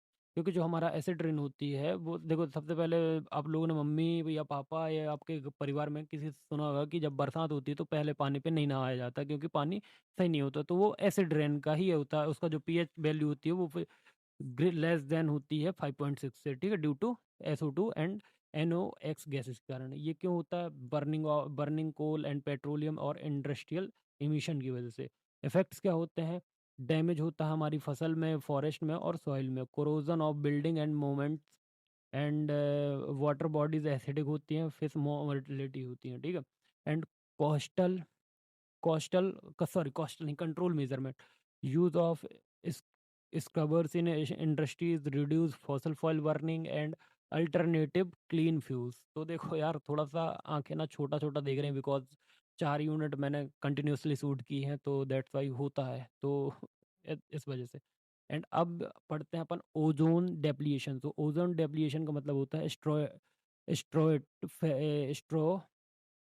तो देखो, ओजोन डिप्लीशन मतलब होता है स्ट्रोएस्फ्रेक ओजोन लेयर का breakdown due to CFCs halons and other chemicals. तो देखो देखो इसके कारण होते हैं aerosols and refrigerants containing CFCs and industrial chemical. Effect क्या होता है, इंक्रीज करता है यूवी रेडिएशन को, स्किन कैंसर हो सकता है एंड कैटरेक्ट्स हो सकते हैं, डैमेज हो सकती है हमारी फसलें और क्रॉप फसलें and marine life. Control measurement क्या है इसके, मॉन्ट्रियल प्रोटोकॉल बैन कर सकते हैं CFCs को एंड यूज़ कर सकते हैं ओजोन फ्रेंडली अल्टरनेटिव और अवेयरनेस कैंपेन चला सकते हैं। अभी देखो कंक्लूजन समझ सकते हो भाई, कंक्लूजन क्या है इसके। तो देखो क्लाइमेट चेंज होना, ग्लोबल वार्मिंग, एसिड रेन और ओजोन डिप्लीशन ह्यूमन एक्टिविटीज से एक्सिलरेटेड होते हैं, लेकिन रिन्यूएबल एनर्जी पॉल्यूशन कंट्रोल करती है। इंटरनेशनल एग्रीमेंट से इन्हें कंट्रोल किया जा सकता है, ध्यान रखना। इसके एग्जाम की ट्रिक समझ लो, जो हमारा क्लाइमेट चेंज है वो लॉन्ग टर्म वेदर चेंज होता है। ग्लोबल वार्मिंग मतलब टेम्परेचर का बढ़ना, एसिड रेन मतलब SO2 + NOx मतलब लो पीएच रेन होती है ये, और ओजोन डिप्लीशन मतलब यूवी प्रोटेक्शन लेयर थिन होना, ठीक है। अब क्वेश्चन नंबर 4 है इन्वायरमेंटल लॉ। इन्वायरमेंटल लॉ के बारे में अपन को पढ़ना है, जो कि हमारा EPA है, और air act, water act and wild life act and forest act. तो सबसे पहले जानते हैं कि इन्वायरमेंटल प्रोटेक्शन एक्ट ये 1986 में बना था। इसका पर्पज़ क्या है, overall framework for environment protection in India, implements decision of United nation conference of environment, ठीक है। इसके की पॉइंट्स क्या हैं, तो की पॉइंट समझो, कंट्रोल करना हमें, control pollution of air water and soil, regulation of hazards substance and penalties for violation. तो हम पेनल्टी भी लगा सकते हैं वायलेशन पे, ठीक है। अब समझते हैं वॉयलेंस। तो वॉयलेंस नहीं, importance, umbrella legislation covering all environmental issues. तो सबसे पहले आता है हमारा air prevention and control pollution act 1981। तो इसका पर्पज़ है प्रिवेंट एंड कंट्रोल करना एयर पॉल्यूशन का, और मेंटेन करना एम्बिएंट एयर क्वालिटी। तो मेंटेन करना एम्बिएंट एयर क्वालिटी। इसके की पॉइंट्स क्या हैं, power to central and state pollution control board and set करना एयर क्वालिटी स्टैंडर्ड और पेनलाइज पॉल्यूटर्स, ठीक है। इम्पॉर्टेंट क्या है, रिड्यूस करना स्मोक जो होता है उसको रिड्यूस करना, इंडस्ट्रियल एंड व्हीकलर पॉल्यूशन, ठीक है। एंड अब आता है water prevention and control of pollution 1974। तो एक्ट ध्यान रखना 1974, 1981, ये जो क्योंकि पूछे मतलब लिखोगे तो अच्छा इम्पैक्ट पड़ेगा। इसका पर्पज़ क्या है, prevent water pollution and maintain water quality. अब की पॉइंट्स क्या है, stabilize central and state pollution control board. देखो, stabilize central and state pollution control board, ठीक है। And standards for discharge of pollutants and legal action against polluting industries. अब इसका importance क्या है, safe drinking water, protect aquatic life. And अब आता है 4th नंबर पे wild life protection act 1972। Purpose क्या है, प्रोटेक्ट करना wild animals, birds and plants को, प्रिवेंट करना पोचिंग एंड इलीगल ट्रेड, ठीक है। की पॉइंट्स क्या है, schedule of engaged species and national park and sanctuaries, regulation and penalties of for hunting and trade. अगर हम वाइल्ड एनिमल या birds या प्लांट्स की हंटिंग करते हैं या उनकी ट्रेड करते हैं तो हमें पेनल्टी लगती है, ठीक है। अब इम्पोर्टेंस क्या, conversion of biodiversity, protecting and engaged species. अब आता है forest act 1980, forest conversion act, control deforestation and forest land diversion. इसके की पॉइंट है, restrict non forest use of forest land and require central government approval and encourage afforestation, ठीक है। इसका importance क्या है, कंट्रोल कर प्रोटेक्ट कर सकते हैं forest, protect biodiversity and ecological balance. अब इसका कंक्लूजन क्या है कि इंडिया के इन्वायरमेंटल लॉ इकोसिस्टम, बायोडाइवर्सिटी और पब्लिक हेल्थ को प्रोटेक्ट करते हैं और सस्टेनेबल डेवलपमेंट के लिए बेस क्रिएट करते हैं, ठीक है। अब आता है exam trick. So exam trick में ईपीए मतलब समझो अम्ब्रेला एक्ट, एयर एक्ट मतलब air pollution, water act water pollution, wild life act animal plus plant and forest act मतलब फॉरेस्ट लैंड। ठीक। अब आता है public awareness and issues in enforcement. तो देखो पब्लिक अवेयरनेस समझते हैं। पब्लिक अवेयरनेस का मतलब है लोगों को इन्वायरमेंट के इश्यूज और सस्टेनेबल प्रैक्टिसेस के बारे में एजुकेट करना। सीधा सीधा अवेयरनेस मतलब अवेयर करना कि भाई ये प्रॉब्लम है एंड इस प्रॉब्लम का ये सॉल्यूशन। इंपॉर्टेंस क्या है? पॉल्यूशन कंट्रोल होगा, वेस्ट मैनेजमेंट में एक्टिव पार्टिसिपेंट्स होंगे, और दूसरा होगा conversion of forest, wild life, water resources और adoption of renewable energy and energy efficiency. ठीक है। अब मेथड क्या है? अब प्रमोट करने के अवेयरनेस को स्कूल एंड कॉलेज में प्रोग्राम करने पड़ेंगे, अवेयर कैंपेन चलाने पड़ेंगे, वर्कशॉप चलाने पड़ेंगे एंड सेमिनार करने पड़ेंगे। मीडिया कवरेज कर सकते हैं, TV, social media and newspaper में। इको क्लब और कम्युनिटी को कम्युनिटी बनानी पड़ेगी। ठीक है। एंड एग्जांपल है Swachh Bharat Abhiyan, no plastic campaign, tree plantation drivers. तो ट्री प्लांटेशन ड्राइव्स ये सब चीज़ें हम यूज़ कर सकते हैं। फिर आता है issues in enforcement of environmental law. तो पहला कॉमन इशू है लैक ऑफ अवेयरनेस, मतलब बहुत ज़्यादा पीपल अवेयर नहीं है रूल से। Corruption and weak monitoring, industrial pollution को इग्नोर किया जाता है। Limited resources, pollution control boards underfunded and urbanisation and industrial pressure, rapid development, no compliances, legal loophole, delay in court cases and lack of strict penalty. Impact क्या पड़ता है? Continued pollution होता है, habitat destruction होता है, threat to biodiversity and human health, failure of sustainable development goals. Solution क्या है? Strength monitoring and enforcement agencies के को रख सकते हैं, strict penalty for pollution rules and public participation and community policing and frequent awareness campaign चलाए जा सकते हैं। तो ये सारी चीज़ें कर सकते हैं। अब देखो कंक्लूजन क्या है कि पब्लिक अवेयरनेस और स्ट्रिक्ट इन्फॉर्मेशन दोनों को एनवायरमेंटल लॉज के इफेक्टिव इम्प्लीमेंटेशन के लिए क्रिटिकल है और सस्टेनेबल डेवलपमेंट को इंश्योर करते हैं। ठीक है। एग्जाम टिक समझो। अवेयरनेस मतलब एजुकेट और इन्वॉल्व पीपल, इन्फोर्समेंट इशू मतलब weak monitoring, legal and resource problem. तो ये सारी चीज़ें हैं। एंड यहाँ पे अब आपका ये टॉपिक ख़त्म हो जाता है। एंड अब देखो मैंने पाँचों यूनिट डाल दिए हैं एंड आपको डिस्क्रिप्शन में इसका लिंक मिल जाएगा। एंड टॉप 20 इंपॉर्टेंट क्वेश्चन भी अपलोड कर दिए हैं, सो प्लीज़ जाके उनको भी देखो, उसका लिंक भी डिस्क्रिप्शन पे है। एंड अभी मैं एक वीडियो और डालूंगा जो कि आपको है कि ई के पेपर में आपको कैसे लिखना है, क्योंकि ये पूरा प्योर थ्योरी सब्जेक्ट है, इसमें कोई न्यूमेरिकल नहीं आने वाले हैं। तो मैं इसमें आपको बताऊंगा कि आप इसमें 70 आउट ऑफ 70 तो दावा नहीं कर सकता जैसे दूसरे दावे करते हैं, बट मैं 50 या 60/70 कर सकता हूँ। तो आई होप आपको ये वीडियो पसंद आया होगा। तो चलो मिलते हैं एक नए वीडियो में, तब तक please do like subscribe and share. And अब आपका नेक्स्ट एग्ज़ाम डिस्क्रीट स्ट्रक्चर का है, तो उससे रिलेटेड भी वीडियोज़ मिल जाएंगे आपको चैनल पे। एंड मैं अब